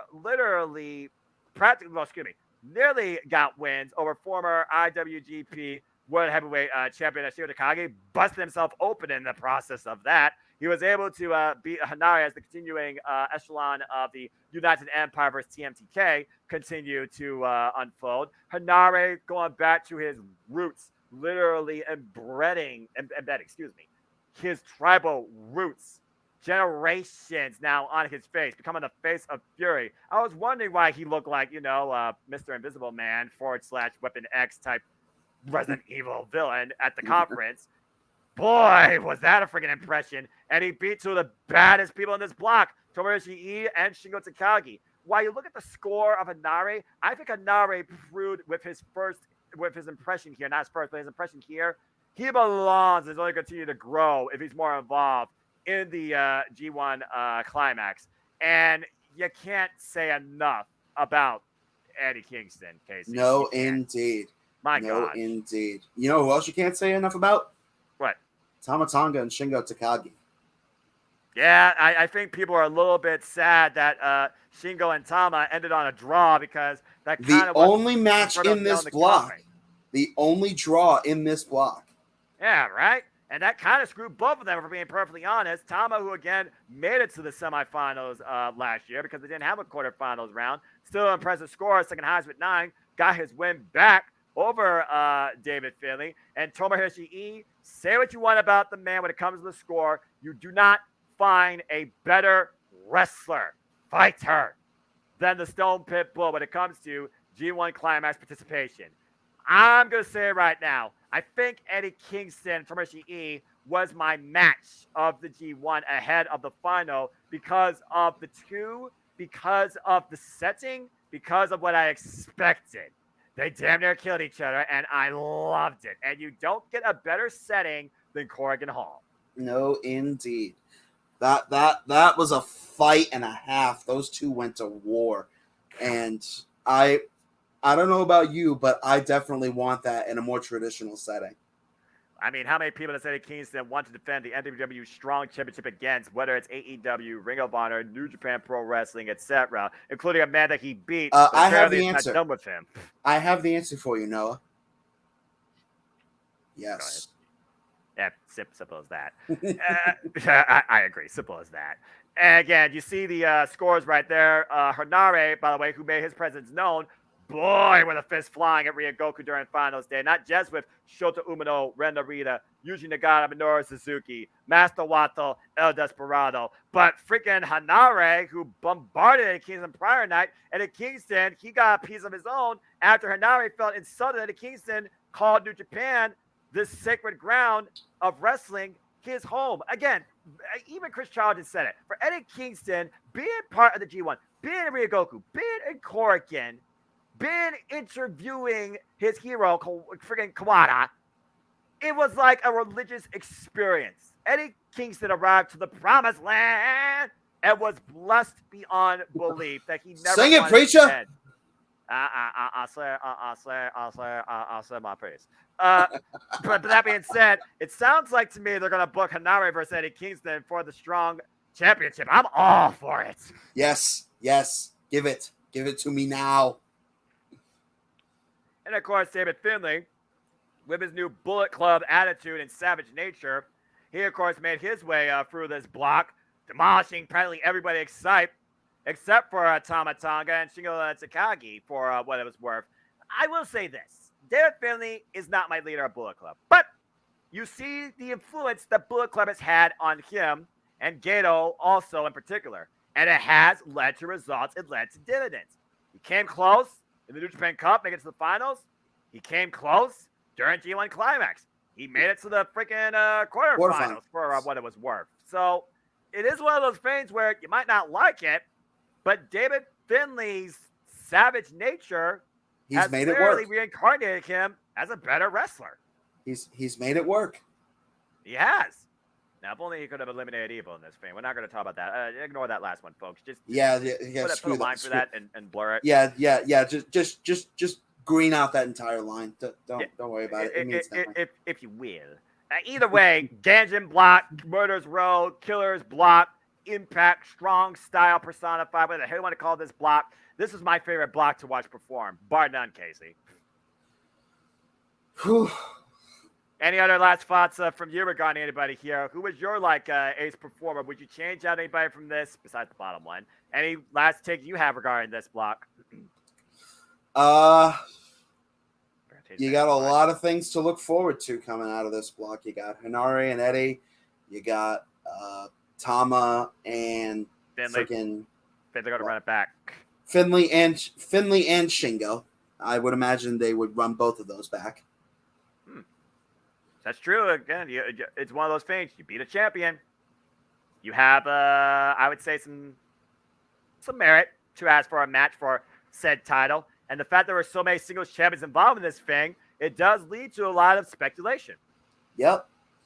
All right. And we saw a lot of that on the night of on the final itself as well. But now we move on to the D block, and while this does seem like the cast-off block, I would actually say the D here stands for Don't Blink.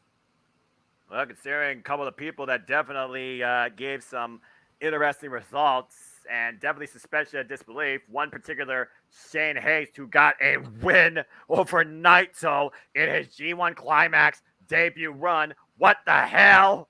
I did not see that coming. Anyway, go ahead, man. Talk about this block. Well, the big thing I'd like to talk about is how Shane Hayes ended his block. Basically, he said he felt Jeff Cobb's power and said, "Uh-oh, I'm gonna have to go to Plan B here." That's Jeff Cobb for you. Just saying, the dude is a freak. He is a super freak of nature. He absolutely is. And what I love about that is, he does not let that prevent him when he feels that it's warranted from being a goofball. Like there are few people in New Japan Pro Wrestling that have made me laugh this G1 more than Jeff Cobb. Friggin' air ukulele on friggin' Hiroshi Tanahashi's ribs. How dare you? Not to mention his antics with the United Empire during their 8-man tag match on the event of the final. Yeah. Jeff Cobb's a hell of a performer, man. He really is. I think he finally got the proverbial chip off his shoulder, too, because one of my matches of this spot definitely was him and Zack Sabre Jr., and he finally got the win over the NJPW World Television Champion. Why Zack Sabre Jr. and Tetsuya Naito, I think a lot of people did call those two, they won the block. And we saw how pinnacle the match was with Naito and Zack Sabre Jr., with Naito getting the better of Zack. And I still go back and watch that match, too. I was like, dickhead. This was not less than 3 minutes, by the way, folks. I'm just saying. Just put that out there. Yeah. Oh, my gosh. But yeah, I look at this block, and again, you talk about a guy supposed to lead by example. Tanahashi, run-of-the-mill performance here. Losing to Cobb, losing to Naito, losing to Zack Sabre Jr. Don't get me started on Yano. He's a spoiler. He's a waste of a spot. He's annoying. I love the fact that Naito Yano'd to the point we got the entire Destino theme looped. That is brilliant beyond belief. Thank you, Naito. Arigato. Say what you will about Toriano, and we have. Yes. He's another one of those people that makes me laugh every time I see him. Oh my gosh! Took a bucket to freaking Shane Hayes' head, and somehow Shane Hayes was still able to freaking try and beat Yano, but was unable to. Freaking Yano, and the anxiety. don't get me started, dude. I'm already sweating in all disbelief. And again, Jeff Cobb, I look at what he did here. Also, Goto, he was going into this thing with bad ribs out of the gate, and he still fought through the pain and still got a run-of-the-mill score here. Jeff Cobb, though, that draw with him and Shane Hayes kind of denied him from, I think, going forward to a degree. When you figure about that, Zack Sabre Jr. did beat Shane Hayes. Zack Sabre Jr. didn't beat Jeff Cobb, though. So, and Shane Hayes, of course, he beat Tetsuya Naito. So I do wonder how that tiebreaker kind of would have come into play. Of course, also you got to look at the dates here, too. So, yep. And Alex Coughlin did not perform like Gabriel Kidd, which I can appreciate. By the way, where the hell did Yota Tsuji get a twin? What? Wait, that's Yota Tsuji, but who's under the hood? Oh, what? It's Yota Tsuji. What the hell? I see a double, and I'm not Naito. Anyway, that was ridiculous. Oh my gosh. Just wanted to bring that up. But twin magic. Yeah, the Coughlin with the whole emotional address during the G1 Climax press conference. It's one of those fans where, yes, he's a war dog in Bullet Club. He has that war dog mentality, F you. But it's one of those fans where he didn't give a damn, but I think the fans kind of care more about his performances than Gabriel Kidd's. And for what it's worth, he got wins over Goto and Tanahashi. Again, getting a win over Tanahashi, whatever degree you want to call it. He is a former, like you said, 3-time G1 Climax champion and record-setting, multiple-time IWGP World Champion. He's Grand Slam, period. So the fact that Tanahashi, and we saw throughout the G1, still is coming to grips that maybe the ace isn't as spry as he used to be. I do wonder now, what's he going to do for himself to prove to himself, not just because New Japan Pro Wrestling could, that he belongs in this field. He doesn't want to take a spot unless he deserves it. Do you think he still can do it? If anybody can, it is the ace. But it's definitely going to be interesting to see the mindset he takes going forward. Yeah, no kidding. And speaking of mindset, we saw how much Zack Sabre Jr. was devastated that once again he was denied the finals, as of course he was unable to stop the reign, as we saw. Damn it. And I was really holding out for him to be one of my winners, if not finalists, just like other people are holding out for Will Ospreay. But again, still Njpw World Television Champion, and we know now his next bout will be against a young lion, Oscar Lorbe, who apparently won this gauntlet and a ton of yen for this Kobe restaurant. So we'll see what he can do with Zack Sabre Jr. in 15 minutes or less, quite literally. And as far as Jeff Cobb, if he could beat Naito, we very much have a triple threat on our hands. Wouldn't rule it out, but I know Jeff Cobb is seeking some sort of destino of his own. Well, you're going to have to pay pretty close attention to New Japan Pro Wrestling between now and January 4th. There is a lot of story to clear up before we hit the Tokyo Dome. Ain't that the truth? And again, we finally cleared the story tonight with the finals at Ryogoku Sumo Hall. Again, this is the same place that we saw Naito won previously. We saw Kenny Omega win here. And still to this day, the only non-Japanese /Westerner since this name Inception to win the G1 Climax. Nobody outside New Japan Pro Wrestling, as far as born or made or built here in this company from scratch practically, has pretty much been the same status quo. Although Chris Charlton did bring up an interesting point. As yes. How crazy would it be if a few years down the line we ended up looking at an all-British G1 final? I was holding out for it this year. I do think Zack Sabre Jr. and Will Ospreay are due for the win in the G1 Climax tournament, but I just don't know when they're going to achieve it. They've achieved everything else possible. Well, Ospreay more than Zack Sabre Jr. But yeah, one of those two men is destined to win the G1 Climax before their career is up. And that's all I got to say about that. So that being said, again, we saw what happened today. We got an idea of what's ahead. Faction Warfare still ablaze. I love, by the way, the United Empire's new theme and Titantron with the rise, the establishment, the global domination of the imperialism of the United Empire. I love that so much. I love that. That might be the faction going today in New Japan Pro Wrestling, despite what you're saying about LIJ. That being said, though, Jerry did bring up an interesting thought here. So Okada has fallen short now to Bryan Danielson. Okada is no longer IWGP World Heavyweight Champion. Okada just lost G1 Climax. So per Jerry Slaughter, I'll let you answer this, Casey, first and give your take. Do you think Okada is losing his shine and maybe making the jump to the U.S., whether permanently or temporarily, or even maybe for an exhibition? That is a really good question, Jerry. I could see it happening. I don't necessarily know that it will be permanent because Okada and New Japan Pro Wrestling are just way too intricately linked for that bond to ever break. Too much yen. But yeah, too much money in that deal. But I will absolutely agree that at some point, probably sooner than we think, Okada's coming back to the U.S. for an extended run. And I'm gonna put everybody on their heels with this one. Oh, this should be good. Go for it. I believe Okada is actually going to come in as a heel. Wouldn't surprise me. Again, the proverbial chip on his shoulder. Prove your status quo. Prove what Inokiism represents. Only the strongest thrive, survive. Only the strongest spirit lives. Ichi Sandan, just saying.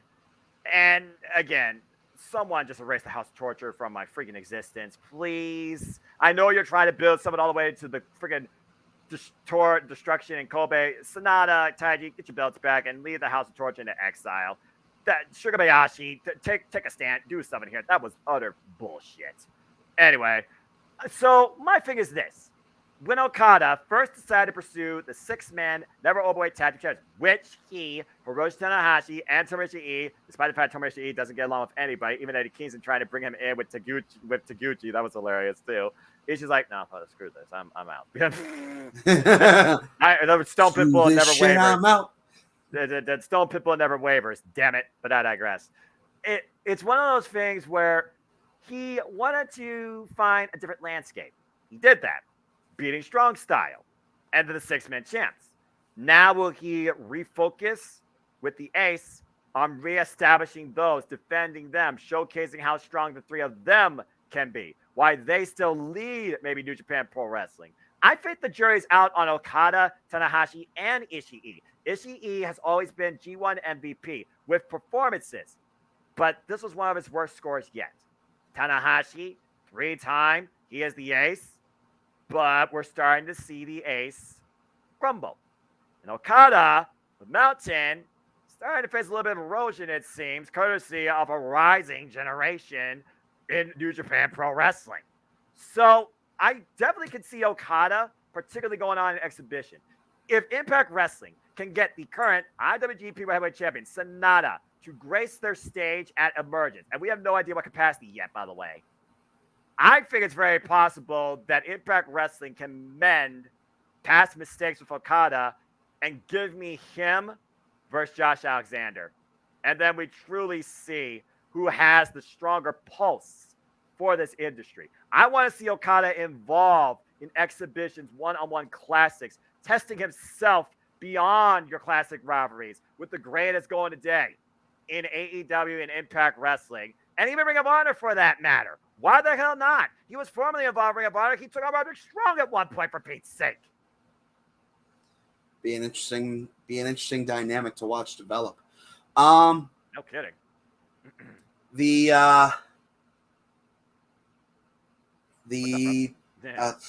My brain is My brain. Ugh. Yeah, okay, yeah, bro. yeah, We're all tired. It's all good.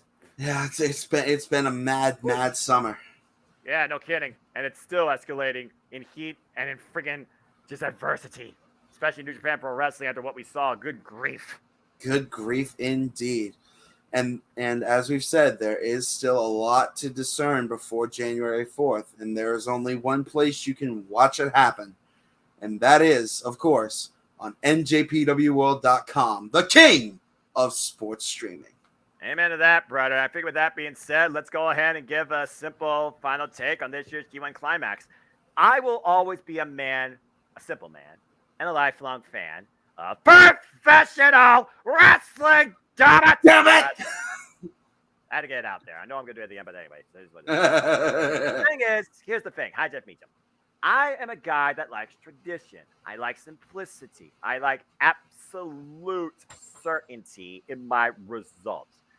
I really want to go back to the standard 2-block format, and the winner of the 2 blocks, top point getter only, faces up in the final to determine the winner of G1 Climax. I think what they did here was overkill, turn up to 12 with the speed at a higher velocity, which is why the matches were only 20 minutes, while traditionally they've been 30 minutes for as long as I can remember. I think the 4-block format has run its course and is overkill. While it was cool to see people like Eddie Kingston and Kato Kiyomiya involved here, there was definitely a number of spots you didn't have to give to people that undersold expectations, in my opinion. And literally, you could have literally been the field to a top 20, which I think is the perfect number, and bring in maybe another representation from, I don't know, All Japan Pro Wrestling. How about Kento Miyahara that Kazuchika Okada punked at the All Together Again pay-per-view? Just saying. And I need that as a one-on-one match, by the way, too. So for me, it was a fun summer. Was it the best summer? No. But I'm glad to see Tetsuya Naito win. And in storytelling, long-term storytelling, follow Cassidy Studios and JJ Williams, folks. It made sense for Naito to win. G1 Climax here was okay, especially because, again, it was the first one with a fully vocalized and present audience. And you have to love that when we finally see Japan Pro Wrestling as normal as it can be. Also, it took to the end of the video, but here we finally got the views. There you go. Cat video. Boom. That being said, Casey, what's your overall final take of G1 Climax? Oh, I heard him yell. She's not normally this vocal. I was thoroughly entertained pretty much the entire way through. I will agree with you. The 4-block format is a little bit much. I do prefer the 2-block 10 per. But if the 4-block 20-minute was what it took to get Naito on the path to his final destino, so be it. I guess as long as you get the right result, it really doesn't matter how you get there in the end. It's basically like doing math work. So I guess we'll see what they decide to do in 2024, where the entire wrestling landscape is sure to shape up to, at least on the Western front. As far as New Japan goes, I don't know. I'm very curious to see where particularly Okada's stand goes from here. And will he still be the mountain to climb? Or is there another peak on the rise? We'll see. But that being said, folks, thank you once again for tuning in to our annual coverage and final take of G1 Climax 33. We kept it simple. We don't know what we'll do next year. But again, we'll be back with you covering more New Japan Pro Wrestling content and other stuff, too, towards the end of the year as we get to Wrestle Kingdom 18. But I digress. Casey, it's always a pleasure, my friend. I love doing this. It's like 1 or 2, 4 times overall, I think, a year that we get together on video, do this type of stuff. It's always been a pleasure, dude. Where can people connect and find you? YouTube, Luke Lynch, Insanity Works Incorporated. Twitter, I will never call it X. Fuck you, muskrat. But Twitter, @CTruth19. Tumblr and Twitch, both some variants of Luke 12 Lynch.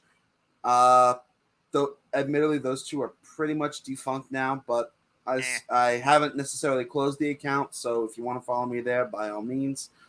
But yeah, the easiest places to get a hold of me are Twitter and YouTube. So if you want to interact, talk wrestling, do whatever, that's where you can do it. There you go. Why does everybody hate me? No one hates you. They hate Elon Musk. You just work for a crappy boss. And unfortunately, that's just the American way. Sorry, not sorry. Poor Hashtag unfortunate truth. Yeah, poor unfortunate soul. But I digress. We'll see what else Ringo Starr brings to the table on Open Mic Night British Karaoke this coming weekend, which doesn't sound terrible, but I don't consider myself a singer.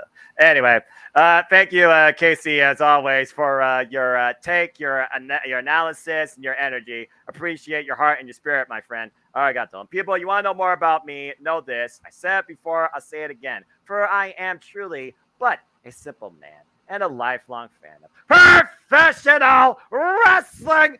Damn it! But I digress. So if you wish to engage with me, then follow me anytime in and out of the social media and cyberspace too, on YouTube and on the Twitter at @nfoster1916 for all things wrestling. And shout, of course, to my entire ATW family on the Twitter and our social media platforms too. Me and the ATW crew will definitely be busy this month as we got AEW All In and All Out. Lord help me. And we'll be doing simple takes. We'll be doing ACW View impromptus and, simply predictings on both those pay-per-views, as well as a simply predicting exhibition this coming week for the Multiverse United, tentative Friday, Casey, or Saturday evening at some point. Stay tuned for a further time. Gotta get together with the cast. You never know who will join me on the 6-pack of Simply Predicting. At least I try to keep it 6. Sometimes people invade and you get 7 or 8 and it's absolute madness. Might as well be the reincarnation of the Brady Bunch. Non-copyright, damn it, non-copyright. But anyway, again, follow me on Twitter for all primarily Prediction League updates for WWE, Ring of Honor, NXT, not my NXT! But I digress. AEW and Impact Wrestling that I'm hosting this year. The latest forums, the latest leaderboards, a simple hello, and some live commentary takes and thoughts, particularly during AEW content on a weekly basis. And speaking of AEW, Owen Finch did just relay to me that me and Zero and him, I believe, as a trios panel, oh boy, we're going to be talking about the last week of All Elite Wrestling on AEW Spark. So stay tuned for that, as of course that is part of FTW Productions. And of course, the brainchild of my simple YouTube channel, like I said, is Simply Predicting. And here are the next lot of them, folks. Yep. Next up is a Simply Predicting exhibition with Multiverse United 2. Then I go All In London and Emergence. It will not be a double feature because I actually care about my mentality. We also have Payback, whatever. We have AEW All Out. We have Victory Road. Not my NXT. No Mercy. And Fastlane in the fall because... okay, I guess people travel fast in the fall. I don't freaking know. Stupid ass idea. And of course, in conjunction with most of these are, of course, what I'll be a part of to a degree, but I'm also going to try to a degree to take a step back now that I know that people like Casey Gallagher, or excuse me, Botch, James and JJ are capable of calling stuff on their own and saving my voice. But these will be the next live watchable events. NWA 7591, Multiverse United 2. In between, by the way, ahead of the Renegade's birthday, JJ Williams will be calling NXT Heatwave. We got All In London, Emergence, Payback, AW All Out, Victory Road, and NXT, not my NXT, blah. No Mercy as well, too. And, of course, following some of these shows will be, of course, our Simple Take, the expanded, wow, Noah, you're tired, extended post-show coverage where we review and basically dissect and dive into ... AEW All In, All Out, Payback, and Fastlane, and there might be others in between too. If you haven't already, go check out the newest affiliate. Oh, excuse me. Check out the members only section of Casa D18 Studios. You can follow the Renegade on the social media platforms here. But become a member today on the members only section. He has a lot of great content there, including the greatest era of NXT, the Black and Gold NXT. And currently going on right now is a SummerSlam subscriber choice of SummerSlam match, where one of these 4 matches will be called by me and JJ. And guess what's in the lead, folks? It's Big Gold on Chris versus Randy Orton. But seriously, folks, look at the bottom right-hand corner. I'm just saying. So get your votes in. Become a member today for only $5 at Cast 18 Studios. Be part of the fun. Be part of the shenanigans, as always. Speaking of shenanigans, check out the weekend shenanigans. God bless you, JJ, for what you handle. Welcome to my world, brother. On Open Mic Night, weekly Saturday nights 11 p.m. Eastern Standard Time, hosted by the Renegade JJ Williams. It was the formation of the multiverse bunch, or the multi-bunch, excuse me, that Attila happily named, along with conversations regarding Hulk Hogan, women's tag team wrestling, AEW, WWE, numbers, the numbers man, and so much more too. And speaking of Attila, check out her content over her Simba YouTube channel at The Rangers of Wrestling, where you never know what she might unpack when it comes to Power Rangers and wrestling reviews and other content. And that's just some of the stuff coming up here on the short call, of course, for not only the Casa Dating Studios, for not only FCW Productions and affiliates, but also, of course, for the Jumping Dark Multiverse Media too, along with Stats Boy Sports Bar with Dory Lou, the flagship show Talk Wrestling, and so much other stuff with the Dads on Wrestling and other movie reviews in between too. But as always, I like to conclude. There are no winners, there are no losers, there are no betters, just fans with opinions for this passion we all share. At the end of the day, folks, support one another, respect each other, protect your mentality too, treasure your families, and just enjoy life and enjoy professional wrestling. It is truly as simple as that. And again, shout out to the entire members of the Super 15 fans been part of the fun, one way or another at some point. Whether you're Christopher Rotz, whether you're Jeff Chadwick, whether you're Mark Rivet, my horseman of predictions, follow MWL folks, and Christopher Rotz. And like I said, thank you, Jerry, for that question. I really appreciate your thoughts and takes on this. Look forward to talking to Impact Wrestling with you soon. Hey, maybe later this week. Follow Armbar folks, ARMBIR, exclamation point. Don't forget. And follow the General, Jerry Slaughter. Again, that is at General_JSJ on the Twitter. And I will always call it Twitter, then, now, and for effing ever. Simple as that. One more time, I want to once again congratulate the winner of this year's G1 Climax 33 Born in the Ring, Tetsuya Naito. Good luck against Jeff Cobb, though. You got to make sure you remove that blemish. And I think with that, we will bid you a fine adieu. Thank you for tuning in. Please subscribe, comment, tell a friend, subscribe to this channel, hit the subscribe button. Let us know what further content you may want us to cover or talk about or dissect out of pro wrestling, Japanese professional wrestling, or even the Western front for that matter, or what other stuff you might want us to even call or look back on. Maybe we'll even go back to 2016 because that's still one of my all-time favorite ones to date. But hit the bell on those videos live or on demand on either of these channels. Hit the subscribe button. Come join our communities. I assure you, our creativity, our content, our passion is not letting up anytime soon. For Casey Gallagher, for the men that weren't here tonight, because again, I decided to make this exclusive because me and Casey, we started it. We're damn sure going to end it. Kuzon, Zero, see you again soon. Appreciate all of you. Please enjoy the rest of your Sunday. And as always, I like to leave you. Make a positive impact in life and have a good night. Thank you for tuning in to our final takes and thoughts on this year's G1 Climax tournament. Big shout out to Sinus Lab. Follow her on YouTube as well. She gave different coverage of everything for the G1 Climax 2, as well as Mr. Warren Hayes. If you want further extensive thoughts and a different take on this tournament, please check them out as well. Until next time, Casey, been a pleasure. Arigato, and thank you to all of you. Arigato gozaimasu. Have a good night, good evening, good morning, whatever you may be in and out of this wild round planet we live on too. See you next time. Gokigenyo and sayonara. This has been New Japan Pro Wrestling G1 Climax 33, only available to see on NJPW.com, the king of sports streaming.